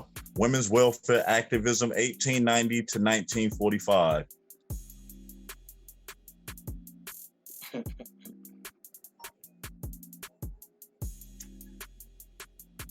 It says several historians have recently studied Black women's civic contributions, but Black women's reform campaigns have not usually been seen as part of welfare history.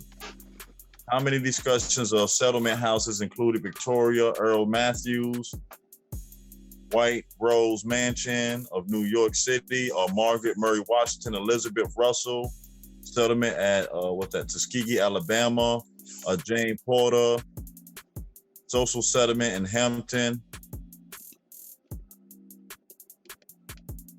Seems to me, it seems like what they're saying that you had more Black women that was living in wealth than you had white women. I'll post it's a PDF for people to read during their leisure. That's only in a PDF form. Post that if anybody interested in it.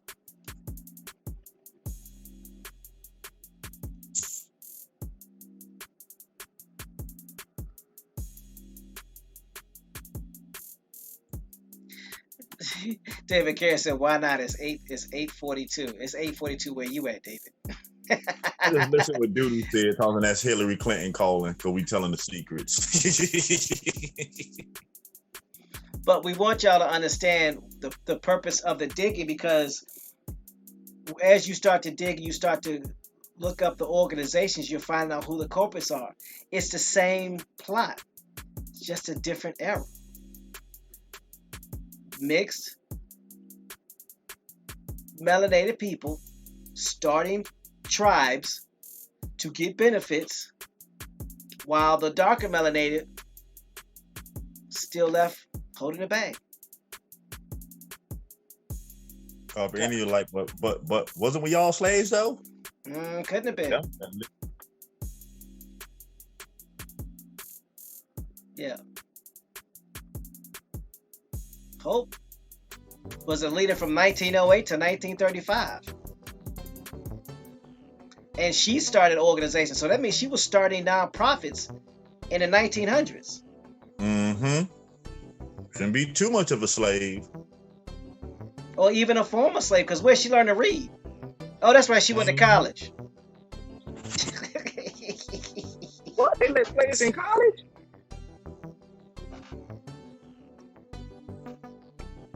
It was underground college.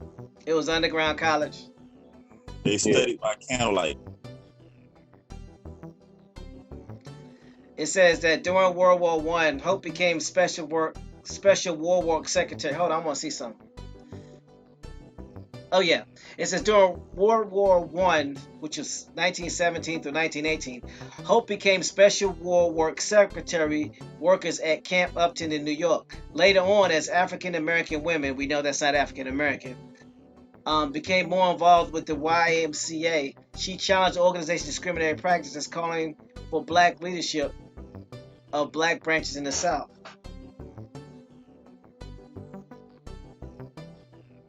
So she was organizing services for returning Black and Jewish soldiers. Why was she organizing services for returning Blacks and Jewish soldiers? Why those two particularly?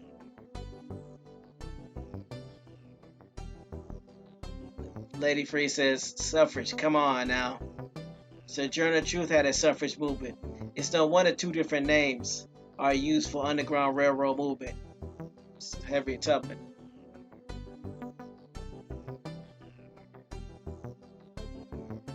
Grand Rising, Doodoo Vision. You gonna come in here and start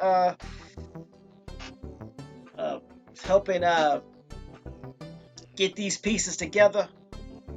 Now I see why you wanted us to do this. It makes a lot of sense. A lot of stuff is being uncovered.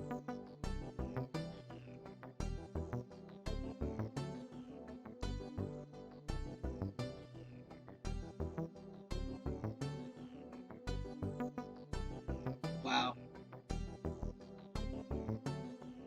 It says, following the Great Flood of 1927, which devastated much of Arkansas, Louisiana, and Mississippi, Hope was appointed to U.S. President Herbert Hoover's Colored Advisory Commission.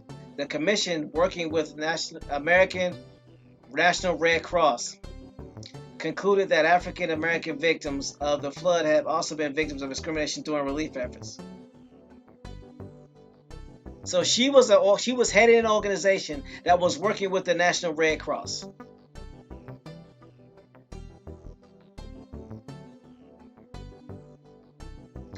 Dude Vision said, but didn't Patsy Cline mink coat tell y'all women couldn't go to college?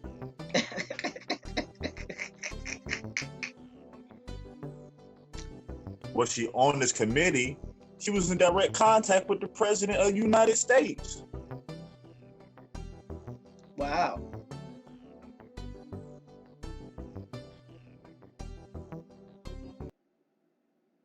Uh-oh.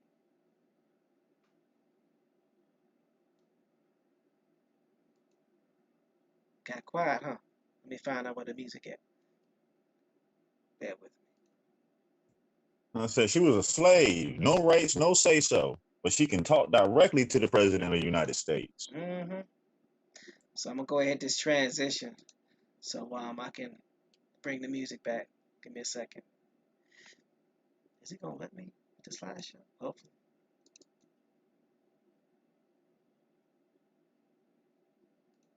Give me a second.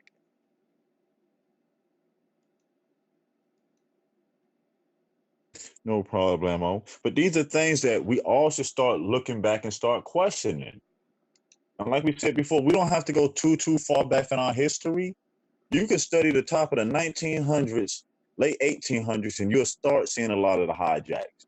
You'll start seeing a lot of the parts that they told. On one hand, you got these melanated people going to college and graduating, but then you got this other woman saying women can't go to college. Who are you talking about? Right. It still wouldn't remove it.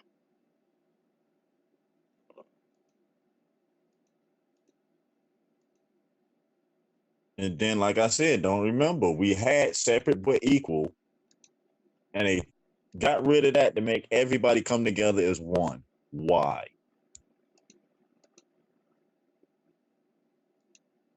Seemed like somebody was getting their butt kicked in life.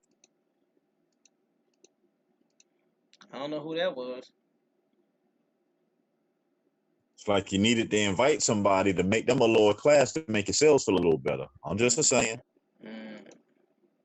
Facts.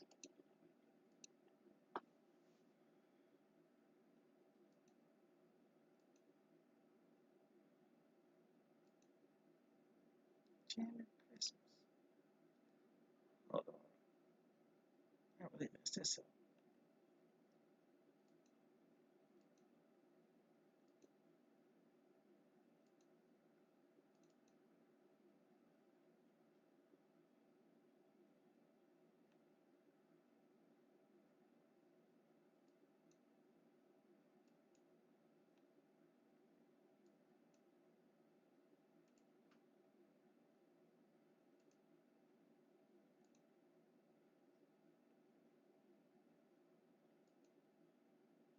Hello?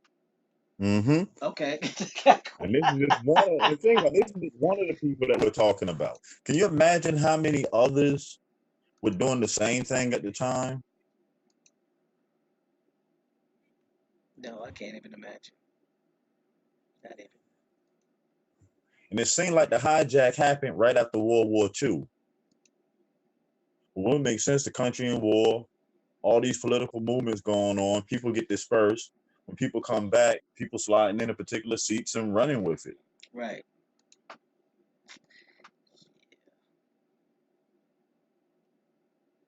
Let me bring the music back first.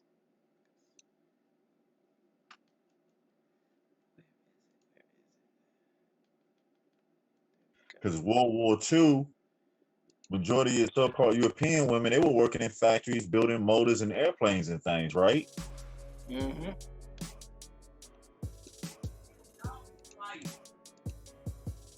Yes, they were.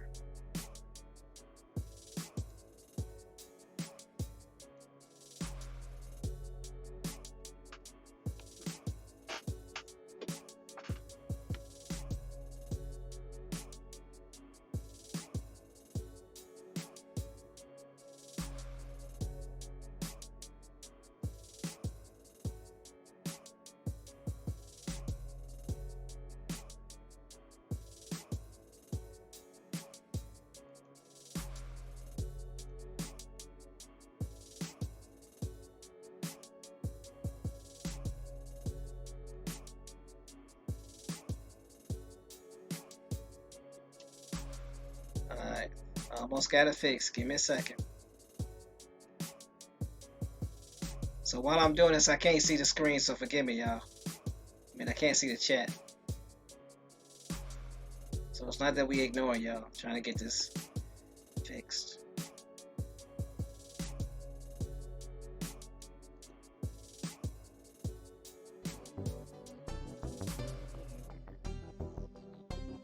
Grand Rising Creek, Grand Rising Rob. Long time no see, Rob. Glad you made it out.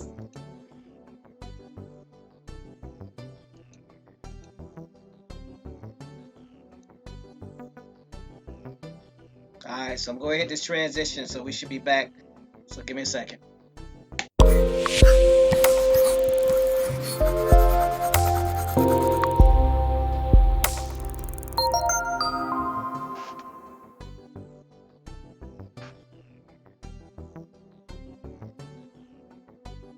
Alright.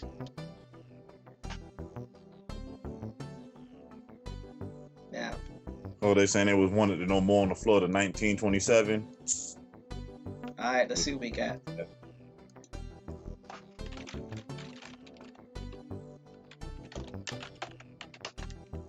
You said 1927?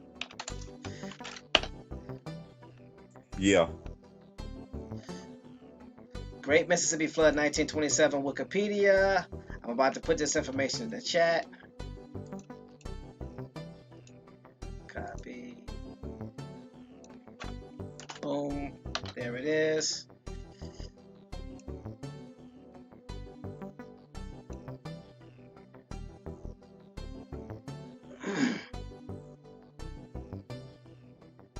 See something right quick. Will it let me do it? It's kind of funny the areas that it affected. Louisiana, Texas, Tennessee, Illinois, Oklahoma, Kentucky, and Kansas. Really? It's what they used to put in the new levee system that flooded New Orleans. Oh, oops, my bad.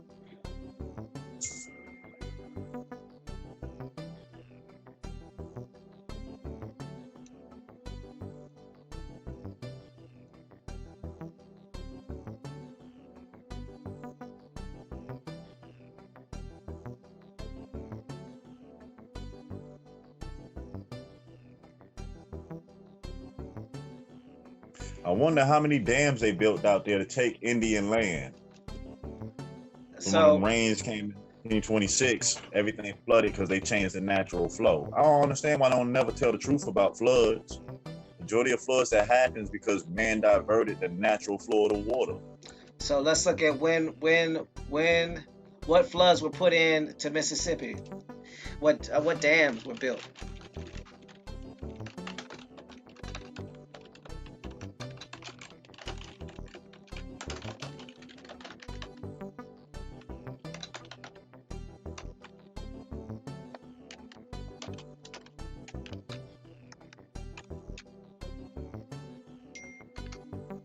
Facts.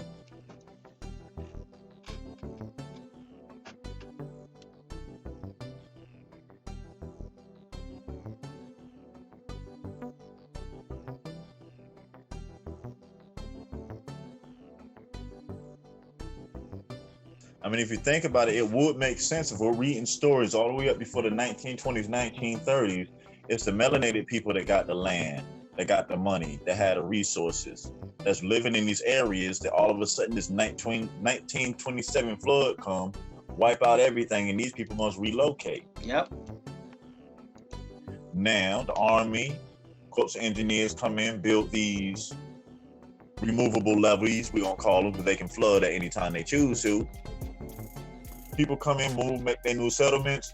For the ones that came back and didn't want to move, they had the ability to flood them at will at any given time, it seems to me. I could be wrong, but just looking at the picture how it looks. Exactly. He said they like little beavers.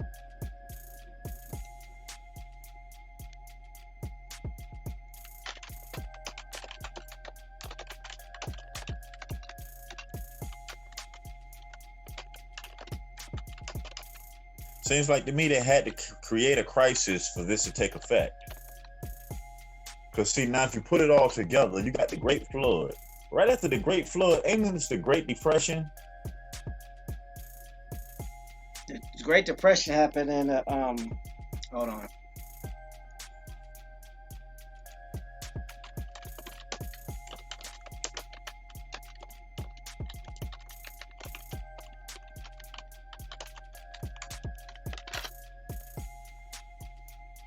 Great Depression happened from 1929 to 1939. It lasted 10 years.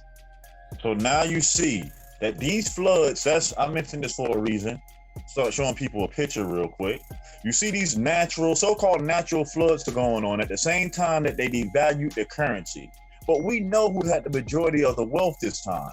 So who did these floods and collapsing of the finances really hurt? It hurt us. Who really got removed from their land at this time? Because you didn't have the funds to pay land taxes or anything at this time. Stuff drowned and flooded out.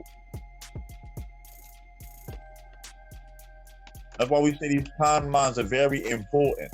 None of these incidents were standalone incidents in history. There's multiple things going on at the same time these events are taking place. So when we do this study and we look at these timelines, we must put all this together to see how it goes hand in hand. It's no coincidence you got major flooding going on, then the finances of the country collapse. At the same time that the so-called melanated people have all the money in the banks. We're going to college. We're setting up organizations.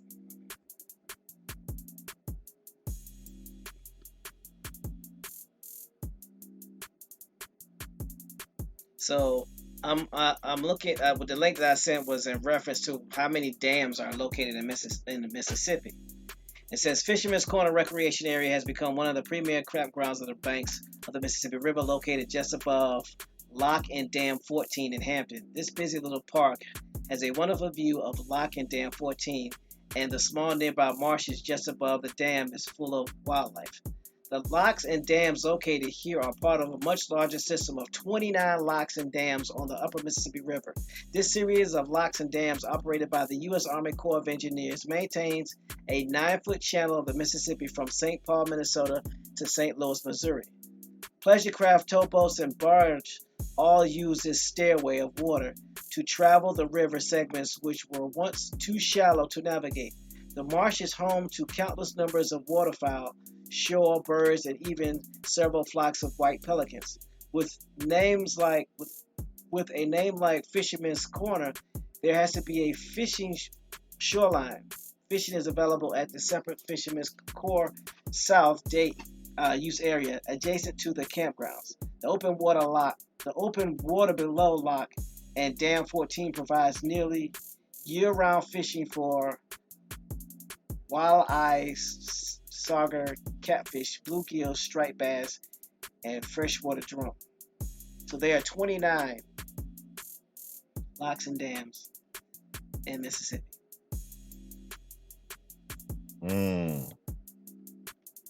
When was the first dam built in Mississippi? I'll ask that question.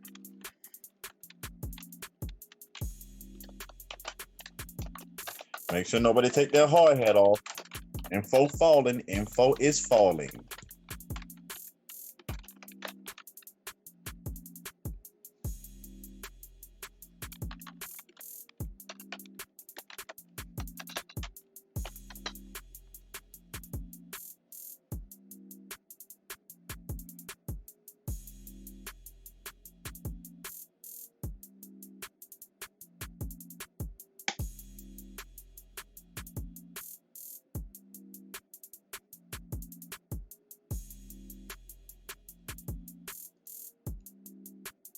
Okay, so here we go.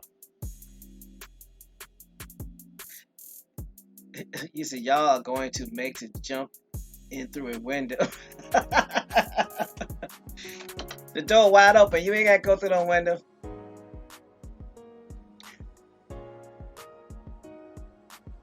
So, Bones, it reads, In 1869, the U.S. Army Corps of Engineers began a project to control flow of Mississippi River. The headwaters dams were a series of 6 structures built between 1881 and 1912. They were constructed in an effort to improve navigation north of the Twin Cities and prevent flooding. The dams were the headwaters' primary regulatory system until the construction of 9-foot channels in 1930s. By the mid-19th century, the Twin Cities were developing industries dependent upon the Mississippi River, such as timber and flour milling. The river provided power for the mills and transportation for the goods and trade. However, the river's flow changed with the season. The changing water levels got in the way of navigation and created dangerous swells in 1869. St. Anthony's Falls almost washed out entirely because of aggressive construction and a rising water. Although the falls were eventually stabilized, the near disaster prompted the U.S. Congress to ask the U.S. Army Corps of Engineers to investigate the issues. Investigate? Really? That's what we're doing?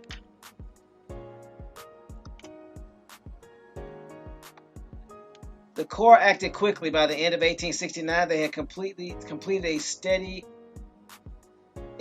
under the direction of Franklin Cook. In his report, Cook suggested that the construction of a single dam located in Pokegama Falls in Itasca County, 170 miles north of the cities. The engineers considered their options, and after 10 years, decided instead to construct a series of dams throughout the headwaters. These structures not only were flood control devices, but were also designed to promote river traffic. I'm going to read this again. These structures not only were flood control devices, meaning they controlled the floods, but were also designed to promote river traffic. In the 1860s, many businesses still relied upon the river, especially grain merchants, flour millers, sawmills, and long-distance traders. Railroads got off to a slow start in Minnesota, so were not good to alternative for shipping. Although Minnesota railroad construction had begun in the 1850s, expansion of the roads in 1860s and 70s hit many snags. Therefore, river traffic remained key to the success of the Minnesota industries. So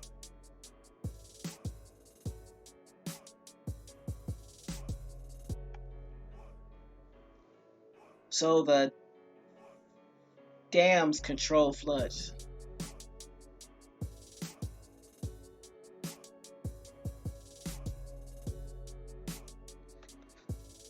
Now what we'll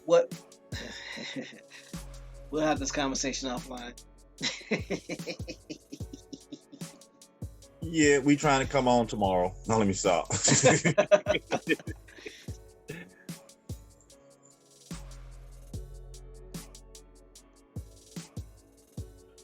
But that's a question that a lot of people don't ask. People have been living in particular areas this whole time, no problem with water. Why does another set of people come in and start building dams?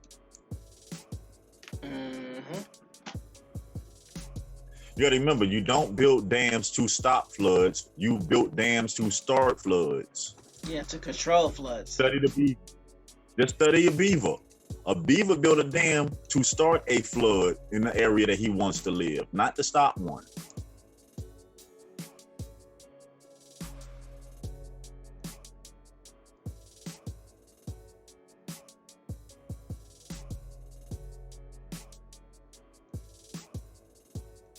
So all you gotta do is follow the organizations.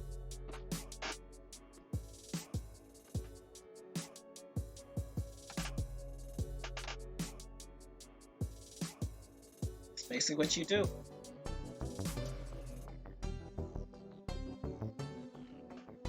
Bree said, "Get on the mic, doodoo. Where you at?" David Corey, the problem is that, and this is just my perspective, we stopped doing what allowed us to be and stay in control.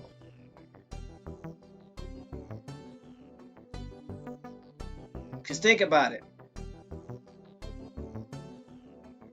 The floods removed a lot of businesses. Not only the floods, but also you got to remember, in 1950, the Highway Act was created. And if you look at the path of the highways run right through our neighborhoods. So what they couldn't get to you with water, they got to you with roads. Because if you think about it, the shortest points between two distances is a straight line, right? Why does our interstate snake? Why are there a lot of curves and bends in our interstate? If the goal is to get, because remember, the purpose of the interstate was to be able to have the military be able to maneuver. So if you're mobilizing a unit, wouldn't you want the unit to be able to mobilize as quickly as possible? That would mean a straight line. Why is the interstate snaking through our old communities? I'm sorry, go ahead, Bones. Oh, it's simple. I can answer that. Because who was the military first mobilized against? Us. So when they built when we talk about these roads, let's remember, we talk about state interstate owned highways. So when they built these highways, they were building them to run through our neighborhoods, because who was they trying to control at the time? Who did they have to make sure that they get military personnel out to fast? Us. Because the wars prior before the roads, they didn't stand a chance. Our ancestors all in the woods popping them off. So they had to make sure they had straight line access to get to us to start controlling us. Think about it. Like you said, all on 95. 95 makes sure it runs through every hood that it can on that side. It'll go 10 miles out the way to catch a hood just to come back in towards the east. Mm-hmm. And if 95 miss you, 75 gonna catch you. And if you think about it, especially where I live, 95 snakes continually across Route 1. Route 1 and 95 are both going the same direction, north and south. Same thing once you come down here. Once you get down to Florida, US 1, 95, the Turnpike, all that becomes one road. That's why if you're on the interstate driving 45 miles an hour, and you're on Route 1 driving 45 miles an hour, you get further on Route 1 because it's hold on, let me let you in. A straight line. Yeah. Straight line versus thinking. Mm-hmm. Exactly. What's going on, James?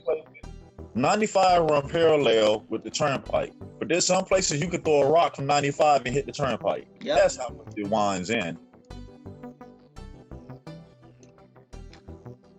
What's going on, Doodle Vision, aka Choctaw Jimmy? What you got for us? Flame on. Greetings, one and all. Just had to break the glass. Let me throw this disclaimer out. The views and opinions expressed of those of James Flames, aka Doodle Vision, aka Choctaw Jimmy, and not those of Atonchis Assembly, aka A2. Now that I put that out there, and when y'all talking about the interstate, you're right on it. Because here in Dallas, they went so far as Interstate 35, they split it into both of our neighborhoods, where you have 35E, which splits our communities in Dallas right down the middle. And they have 35W, which splits our communities in Fort Worth. That's how far they went. That people get confused and say, well, which 35 do I need to take? But it splits. Once you get out of Denton, Texas, where UNT, University of North Texas is in Denton, it splits. That's how far they went. But I wanted to go back to the flood for a little bit. And this is why I say again, oh man, I know I'm not gonna do it. I'm not gonna do it there. I yield the mic. Go ahead. Man, you can't do that. Come on, we got time. We got you. Go ahead. What you got about the flood? You might as well start it. So we got you. Oh man. This is why I say, if you are really a West African, this is nothing against you. What I say, those African Americans or those claim to be Pan-Africanists, this is why I can't have these discussions with them, because there's too much information, first-hand information that I have. I'll give you an example. Speaking of the Great Flood of 1927. My great uncle was directly involved with organizing and getting the Indians from the Mississippi Delta up into Chicago. and I'll say this name again, is Dr. Lacey Kirk Williams Sr. Hold on. And Wait a minute. Say that again. my great uncle, Dr. Lacey Kirk Williams Sr., was directly involved and was working with Miss Hope in getting everything organized to get them from the Mississippi Delta up into Chicago. And it's amazing to me that some of these people that are out of Chicago that's claiming to be Pan-Africanists and everything else that don't know who my great uncle is. My great uncle was not only a Baptist pastor of a large church, he was the Baptist pastor of the first mega church in North America, which includes the United States and Canada, Mount Olivet Baptist Church in Chicago. So don't let the smooth taste fool you. I have direct knowledge of what has taken place because my grandmother, who was born in 1907, lived with my great uncle up until she got old enough to go to college, and they sent her back from Chicago back down here to Prairie View A&M in Texas to go to college. So this is firsthand information that I know of and the things that are taking place. But I wanted to put a nice little comma there, and then I'm gonna come back.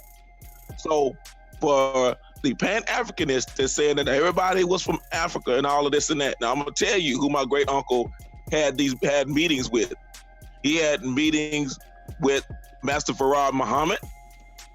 He had meetings with Noble Jew Ali, and he had meetings with Marcus Garvey.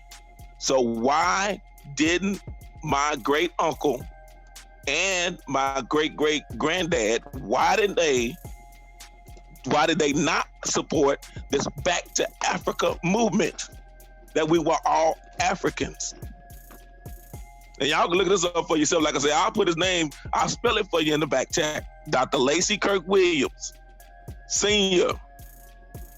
And you will see all this stuff that was going on. And anyway, going back to the Great Flood of 1927, that because that my people were originally from the South, this is where you get to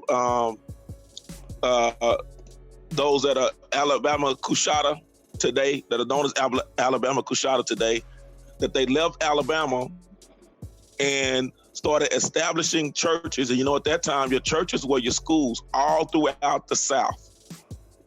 And they were having deed burning ceremonies on the church grounds. And anyone knows old school deed burning ceremonies means you own the land. So what are these so-called, if they were slaves from Africa, what are they doing establishing all of these churches, which were your schools at the time? Because I don't want anybody to get confused, like, oh, they just trying to convert everybody to hippie Jesus. No, your schools and your churches were one and the same. These were your black universities or Negro universities.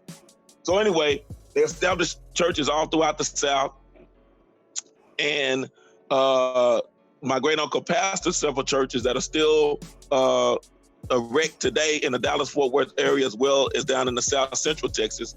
And then he got called to go up to pastor Mount Olivet Baptist Church in Chicago. Shortly after that, let me back up. He became the pastor of Mount Olivet Baptist Church in 1919. We also know about the Great Flood of 1927. Well, he knew, growing up in the South and being educated in the South, that a lot of your sharecroppers didn't go to school because that was their job. When you were a kid, they had big families. They, y'all let me know if I'm going on too far, but they have, big families and they worked the land. So they were not formally educated. A lot of them could not read and write. Now here's where the issue came in. Now, Dr. Lacey Kirk Williams and my great aunt Georgia, they helped organize and send people down to the south into the Mississippi Delta to get those that were displaced up into Chicago. And how they did it, because they couldn't read and write, they used colored sheets. They would use orange, purple, green, just your regular colors. And they would tell the families, they would say, if you have this color, you come over here. This family kept them together. And then they had colored wristbands. So if you were in the green group and you had a green wristband, although you couldn't read and write, you knew what group you needed to be in. So I'll go on a little bit later, probably at another time, and it leads to some things and some conflicts that's going on in Chicago today with the north side versus the south side and all the rest of that. So I appreciate you all's time. I'm not going to take up too much on the mic, but like I say again, this is why I have a problem with those claiming that we're all from Africa, Pan-Africanists, African Americans, and all the rest of this, because I have firsthand proof that this was not the case. I yield the mic.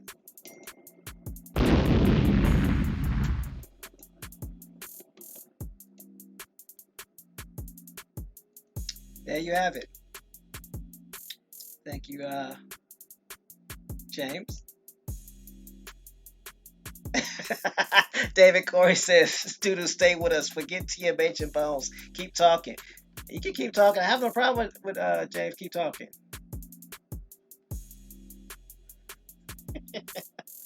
We are not keeping him from talking. So Dr. Lacey Kirk Williams Sr. So let's see if we can...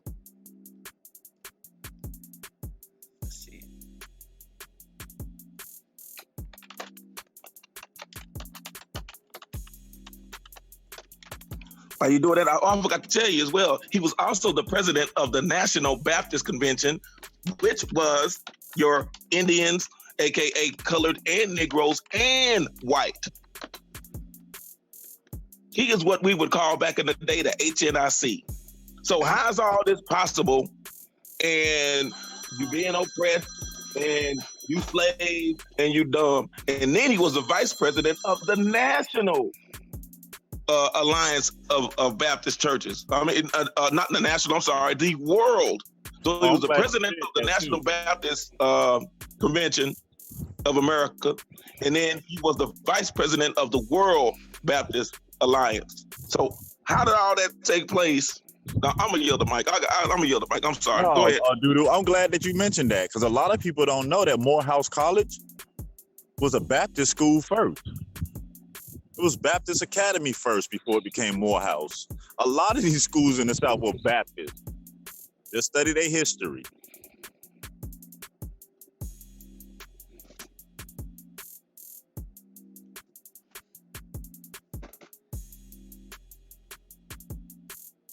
First-hand information is always good, especially when it corroborates the information that's written. That's all I'm gonna say about that. And I shared with you all before that his biography came out after he was assassinated, and I'll say it again because he was assassinated, that talking about being slaves in Eufaula, Alabama.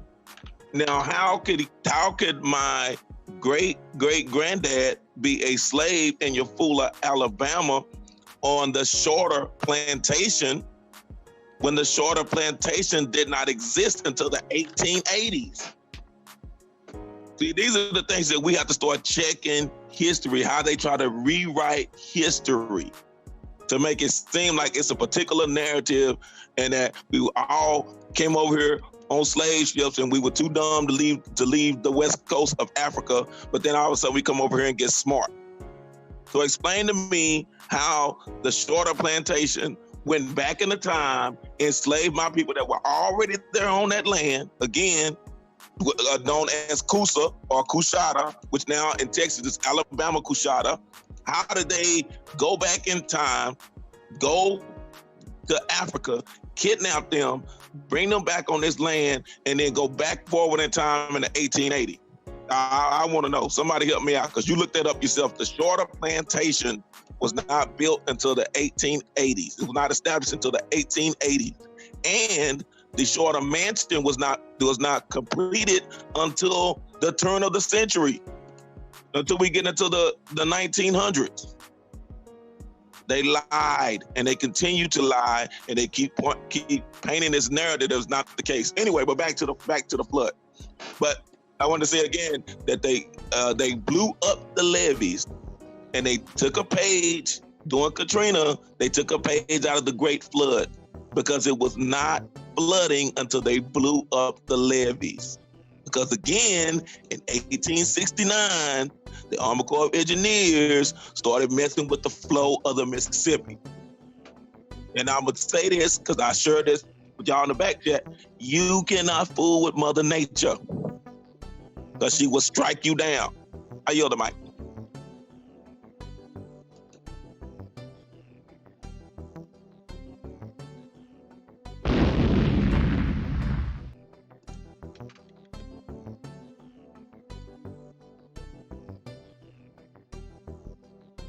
And if you've been doing any research, you've been looking at what's going on in Nebraska, Kansas City, or Kansas, that there are a bunch of floods that happened earlier in the year, and now they're having some major catastrophes. And you're looking at close to $1 million in cattle that were destroyed. So, but you're not hearing about it. Go ahead, Bones. Not like we started, that water will always take its natural course. I don't care what you put in its way. In time, water is going to revert back to its natural pattern. There's nothing man can do to stop that.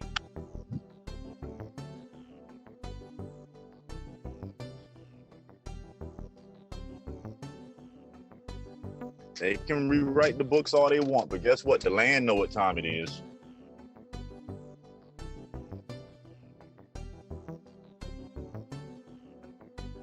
Exactly.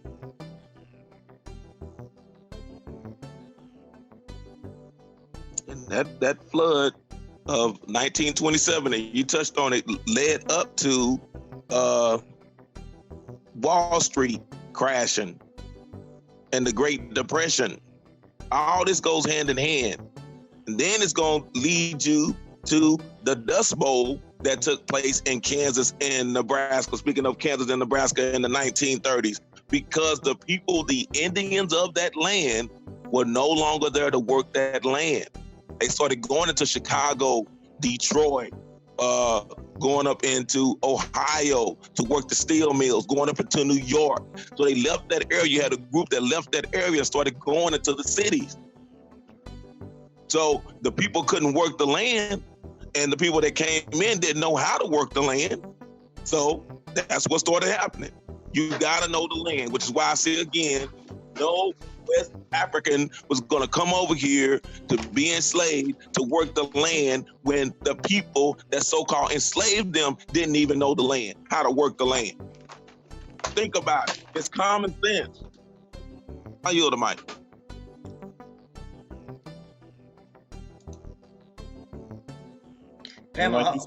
They needed a list of catastrophes to actually knock us off our feet, because when they was doing it one thing at a time, we always bounced back. They needed a way to make sure they could remove a mass amount of us at one time.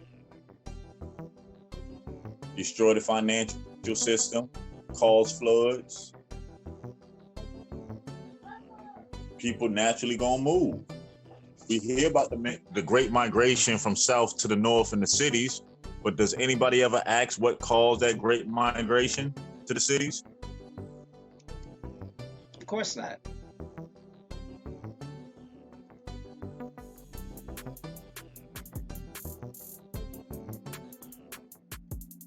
And all you do is you're looking at a replay of history, what happened during Katrina. You have all of those in Alabama, Mississippi, and we hear a lot about New Orleans, but we know it impacted Alabama and Mississippi as well. Well, those people were displaced, and a lot of them didn't go back. Yep. Because there's a lot of people that are still here in Texas, especially in this area, Dallas, that just didn't go back. So after the waters receded during 1927, a lot of them just didn't go back. So this is how you hear about a lot of people up in Chicago, Detroit, Cleveland, Cincinnati, New York, and they say, "Oh, my people were they originally from the South," and they really have no ties. They just know that their great grandparents were from the South, but they never discuss, well, why did they leave the South? That's why a majority of them left during that time. And now people are starting to come back down to the South to find out their roots and all that. But it wasn't, oh, when you were being mistreated. And I'm gonna put this. Let me put this out there. I am not saying that the Klan did not exist. I am not saying that lynchings did not exist. I'm saying we fought them back. You don't read about that part.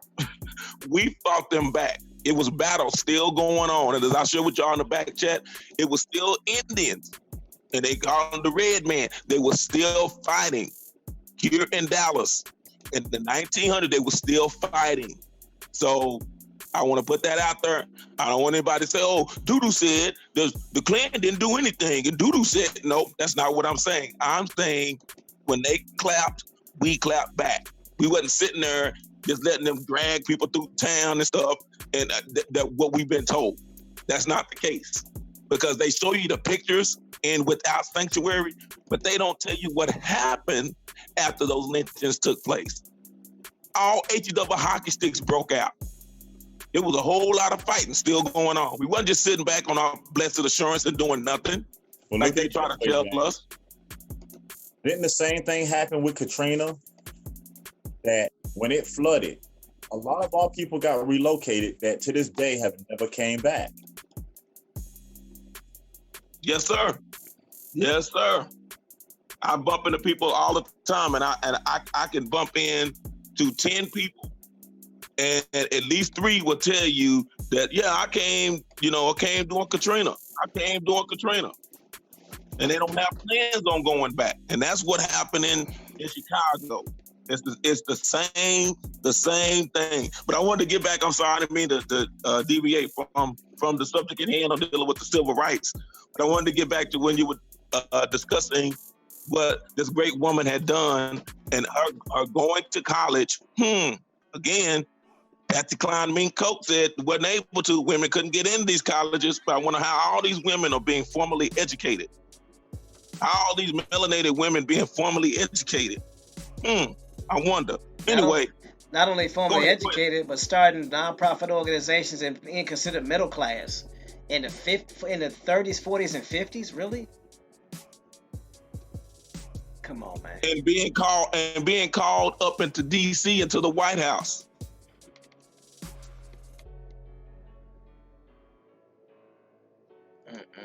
Remember, not just her and her husband was starting nonprofits.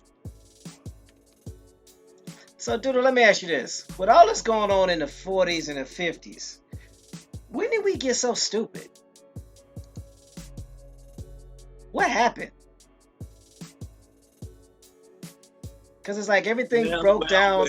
Everything broke down after Dr. Martin Luther King got assassinated. Let me hush and let you talk. Go ahead. I'm sorry. No. You're fine. That's when that LSD and that heroin comes in. The Great War on Drugs. Because when you look at it during the 50s, right? Here comes the Korean War. They started bringing in drugs. They got our granddads hooked. Then here comes the Vietnam War. They got our fathers hooked, and they were shipping these drugs over, and that's where it started. So now you got drugs. Now you got malt liquor and you got guns. Let the rats kill themselves. That's where the breakdown started.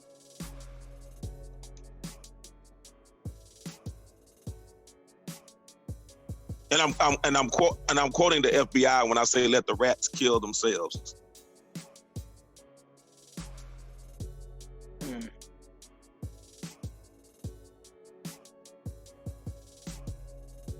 So they're doing the same thing to our impoverished neighborhoods that they're doing on the plantations, supposedly. Yes, sir. Today's drug of choice, that crack cocaine.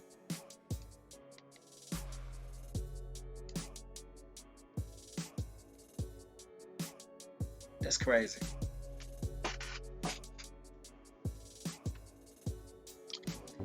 So we were so busy trying to get our families off that stuff that we basically abandoned any movement, any organization. You gotta remember the Right, 70s. because if Gators coming in and stealing mama's TV and pawning her jewelry, then you gotta check Gator. You gotta go get mama stuff out the pawn shop, and you gotta go check Gator. You don't have time to be on the front line. And plus, you gotta look.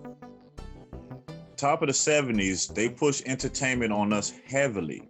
See, if you study television and music, before these times, our images and our sounds wasn't allowed on radio like this.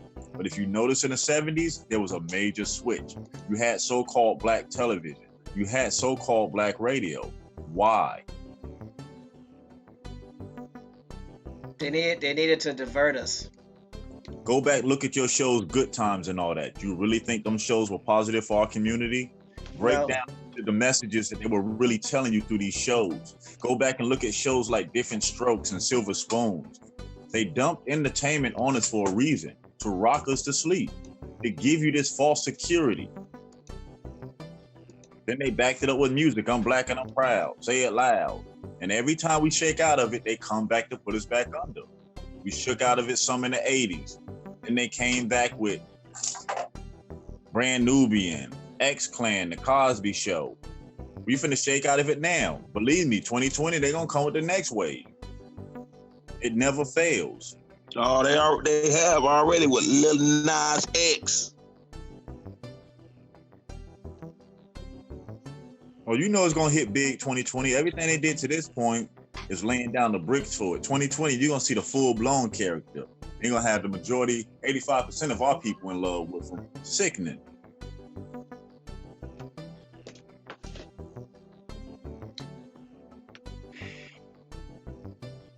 That's the reason why we gotta get our communities back straight. You ain't gonna be able to make everybody do it. You're not gonna be able to get everybody to see what they need to do. But as long as you do what you're supposed to do for your community and your people, you'll be straight. Can't worry about everybody else. Got that right.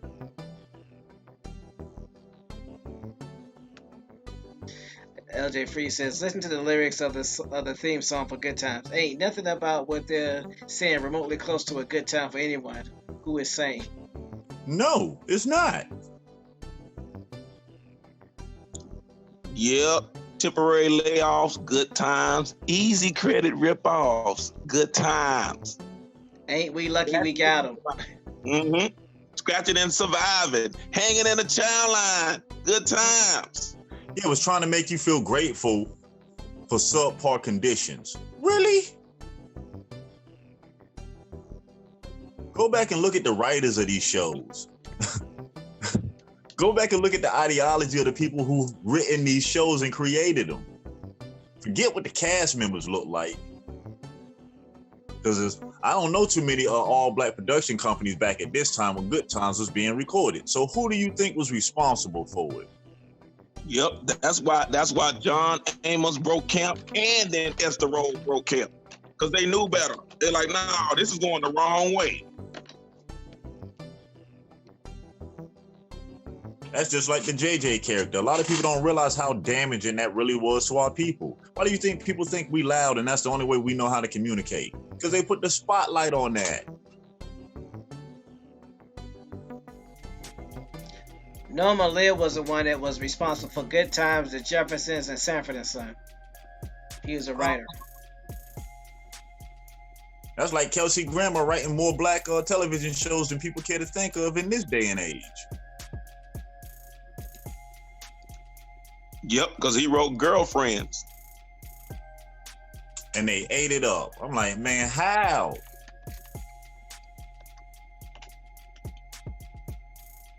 It says, Norman Lear is a World War II veteran, actor, writer, producer, director, and creator of such legendary sitcoms like All in the Family, Good Times, Sanford and Son, The Jeffersons, Maude, and many other sitcoms that defined and revolutionized American television.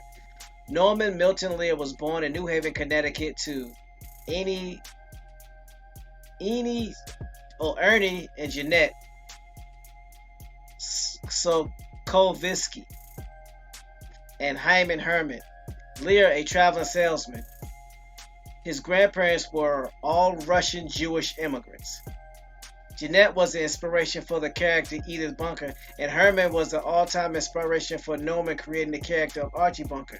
Lear has often described his father as a bigot and someone who was into get-rich-quick schemes.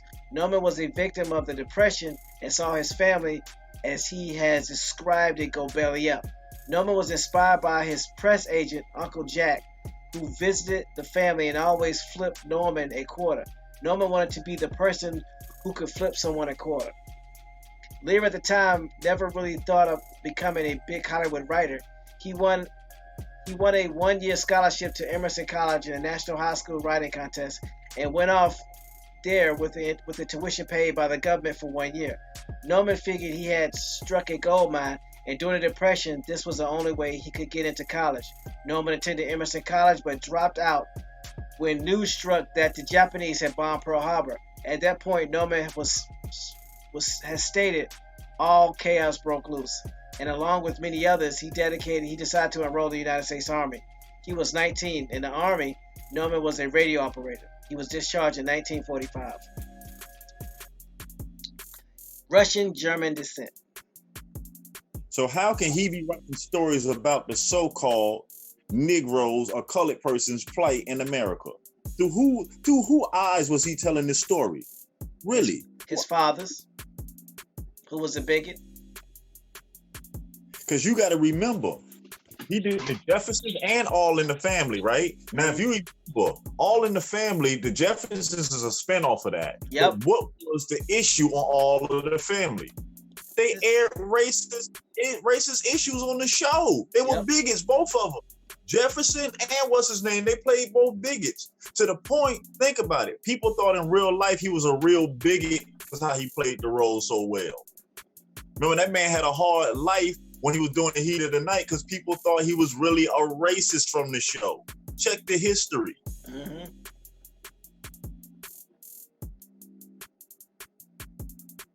And in real life, he loved some brown sugar. He had a melanated wife.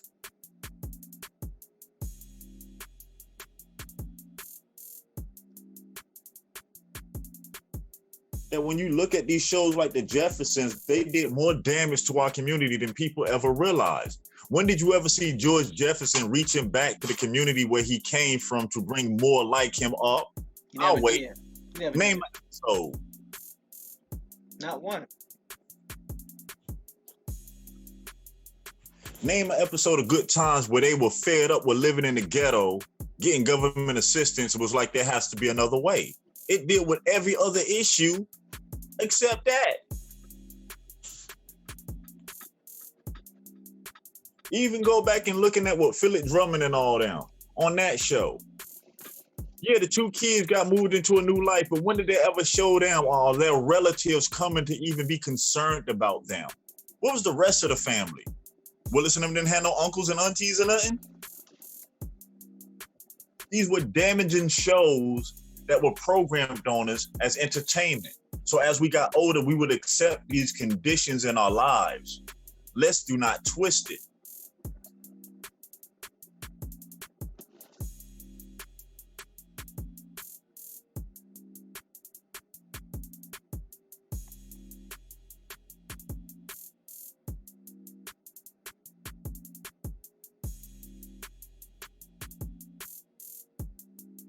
Any Pan-Africanists out there that disagree, you can email me directly, please.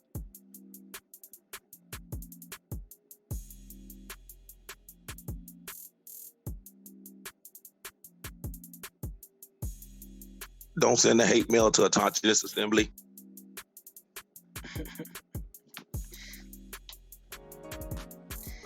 Yeah, so what does a Russian Jewish immigrant know about African black lives? Yeah, I mean, really. So now I got one for the audience. How many of these so-called black shows are actually written by so-called black people? I'll wait.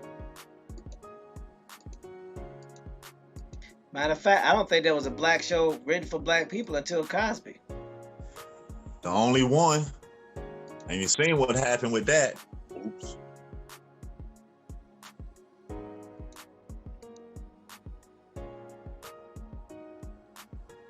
See, people get mad with Cosby, but I commend him for showing that there were choices, that there were options.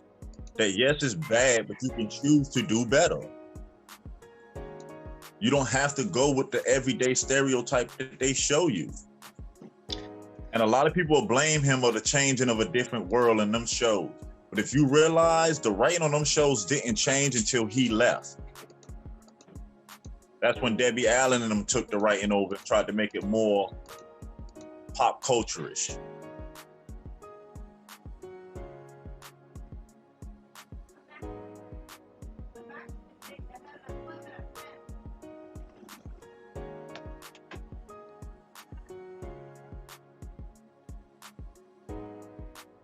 Patrick Abrams says, get the book Relationship Between the Jew and Negro. No, David Corey pulled out a good one. Harold Corland. Think about it. The story about the African is not even written by a melanated person. Now, ain't that something?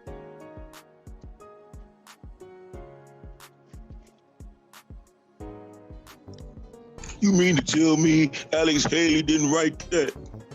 Nope. Lost a lawsuit the same year that Roos came out. He paid over $600,000 in restitution for forgery. And I have a question. We all know in 2019 Roots is a fictional story. So why do they play it every year like it's fact? Why do they bombard it on our children in school like it's a part of their actual history? Because many people don't know that. Yeah, thank you, David. $650,000. If you talk to the average quote-unquote black person and ask them is Roots real, they'll tell you what it is. If you want to win some money, bet them.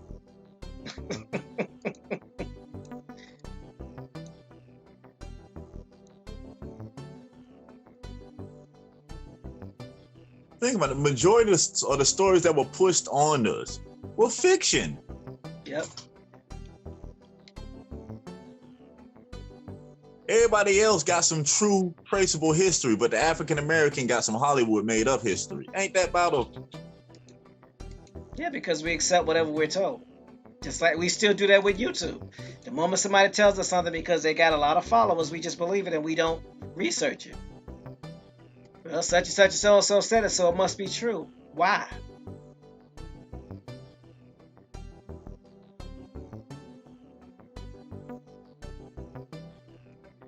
Then people get... If it's television programming, radio programming, who is it programming? Us. Because I can't remember the last time an actual positive image of us was portrayed on the television. Really. Not saying that it isn't. I just haven't seen one. The point I just had to stop watching. Yeah, I'm with you, bro.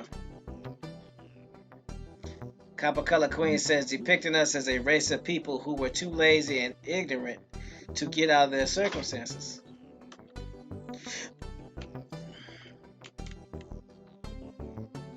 And you put this conditioning on the mind of a child who's watching these shows, and you grow up watching these shows. Then you grow up, your children are watching these shows. Not only are your children watching these shows, you're living your life this way. Your potential boss is watching these shows. Yep. You can only do what you have been exposed to. You know what I'm saying? You're only going to follow things that you have exposed to, whether you're going to do it in a negative way or a positive way. So if these are the things that you're being exposed to the majority of your life growing up and developing, there's a good chance you're going to emulate what? The negative. The good, bad of what you've seen.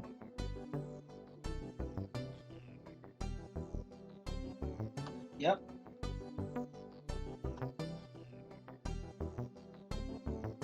I'm gonna say something. This probably y'all can edit it out because I don't want to get anybody in trouble. But y'all notice, if you notice, someone put something in the chat, and I have made a vow not to say that name. But if you notice, those that are trying to spin this narrative that we were all dumb Africans that got kidnapped from the West Coast, that all of them are not from the mainland, and why haven't they been deported?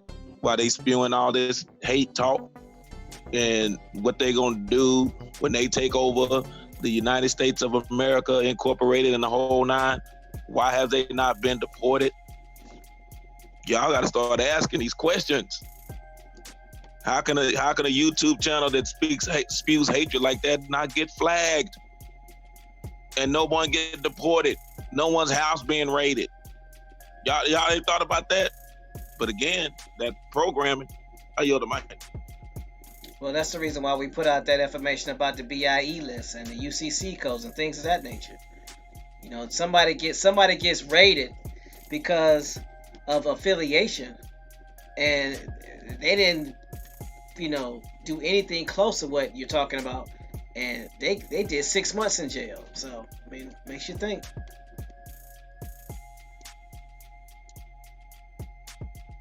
I didn't see it on YouTube, or somebody told me that it worked. From all the syntax language, and like you said, UCC codes. The government has already labeled this as domestic terrorism ever since 2008. They already have branches already set up for it. And why don't nobody never ask? The people that's always in these videos trying to teach you these classes, they someplace are foreign telling you this foolishness. Let's start using common sense.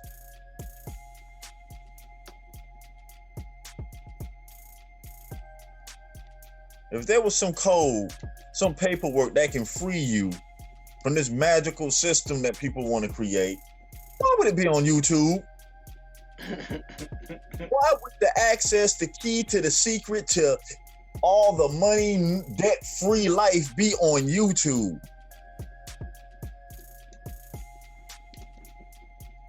Well now. And I saw in the chat that Patrick Peter Gabriel put that New Orleans was flooding. Yes, I was sharing with those yesterday when it was coming. I'm like, yep, it's not going to be as bad as before. I know everyone braces themselves dealing with Katrina. They can only do that once every probably 3 to 4 generations. So they still got a few more decades to go. And it probably won't be Louisiana they do it to. It'll probably be Georgia. Yep, too many of y'all living down there in Georgia now. Hold up now. Oh, what? Got that boat. We're gonna have some. We're gonna have something in place and ready for it. Know that to be true.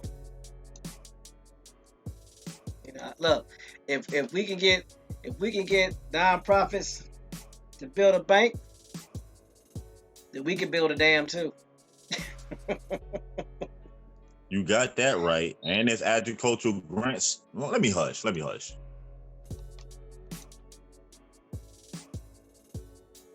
David Core says, gotta save Bones. Now, Bones is good. Trust and believe, Bones is good. So, y'all realize that we didn't get past the Board of Education? That's how deep we went in today. We still in 1954.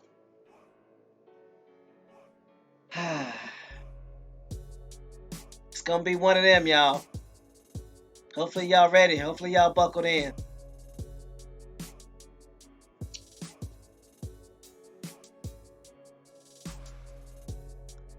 So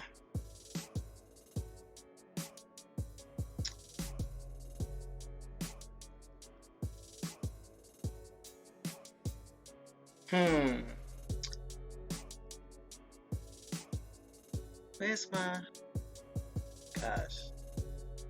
There it is. No, that's not it.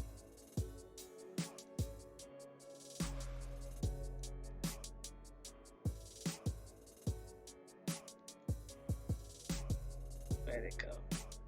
There it is. Oh my gosh. Looking for the daggone controls. Messing around with y'all, sharing my screen, threw everything off. Yeah, I'm gonna blame y'all. I love y'all, but I'm gonna blame y'all. David Core says they did a lot of torture in one day. Going to take a minute. Free says she just got a HUD alert email from Tifton while we were talking about Georgia.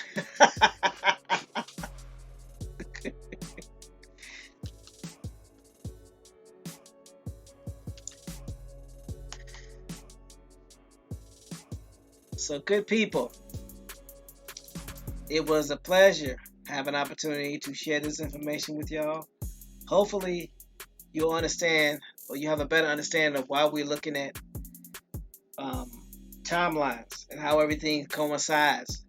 That nonprofits are a separate situation from segregation, from civil rights, from racism.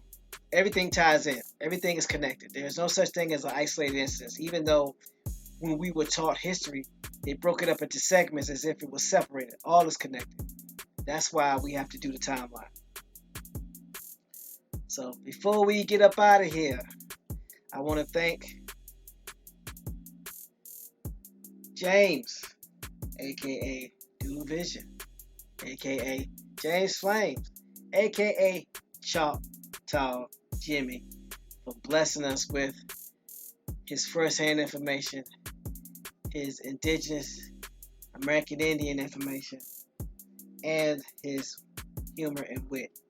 Before I let you say something, James, we're gonna switch up a little bit, cause no sellout always gotta go after you. No sellout. Is there anything you want to say to the good people before we head on up out of here? See what happens when you change stuff up. See what happens. I know he gonna get on me too.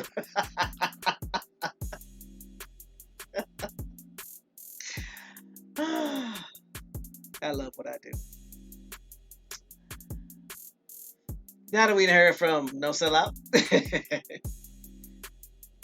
Doodle Vision, any words of wisdom that you care to leave with us before we head on up out of here, go do some work, and let these good people get to what they're doing?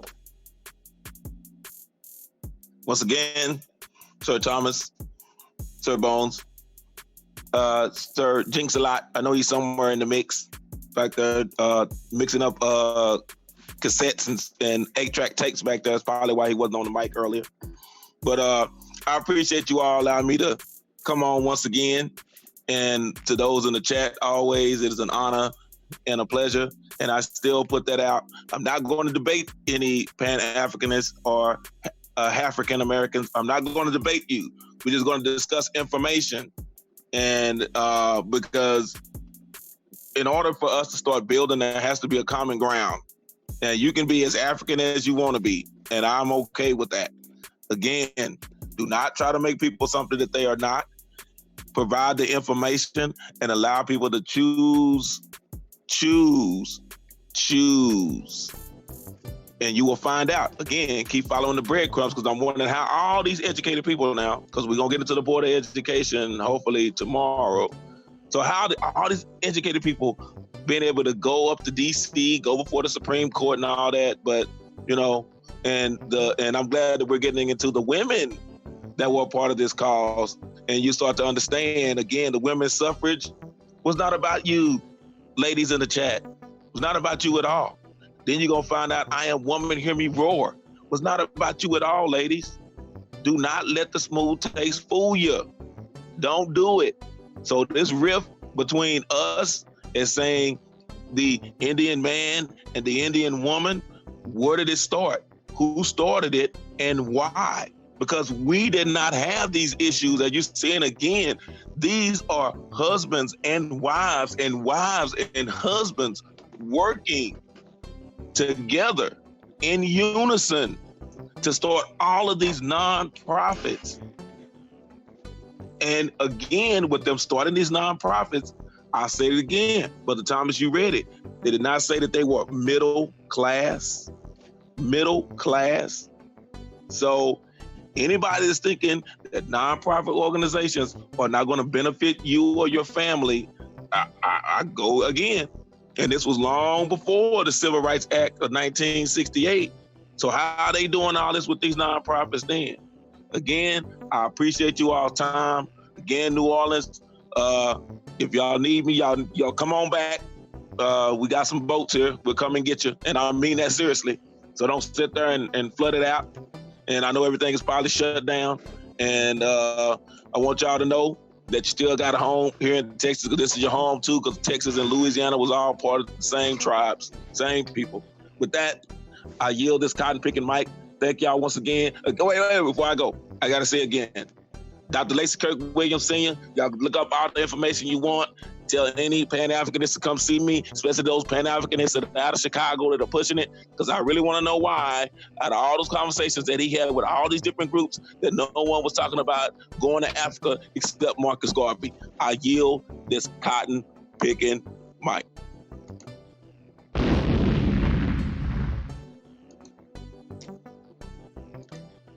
As always, Doodle Vision, we appreciate you. The information that you provide is immeasurable. Can't place a value on it. We're just glad that you're on our team and that you chose to hang with Autochthonous Assembly and be on the Cab Grand Rising Show. I thank you and I appreciate you. At the end of the day, we're about helping individuals do their genealogy. People that want to tie back into their tribes, help their communities, help their families, help their tribes become self-sufficient and take back control of their lives. That's what we're here for. That's all we're here for. We're not here to tell you who you are. We're not here to tell you who you're not. We're not here to get into your personal business. We're not here to criticize or critique your lifestyle. We're here to help you get back to your tribe if that's what you want. Whether that tribe is Canaanite, African, Russian, German, or American Indian. Bones, with that, brother, you got the last say, so take us out.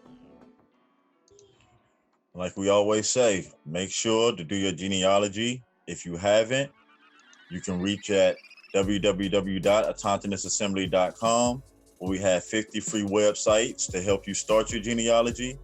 Also, it's broken down for all 50 states where their resources are and the addresses and phone numbers, as well as tips on the page as well to help you when you get stuck. There's a collection of videos as well to help you find Indian ancestors that might not be on the records as well. So on that note, it's always fun when we get together with the relatives. No place we'd rather be. And until tomorrow's Rising Show, peace. Peace, y'all. Peace, y'all. There you go.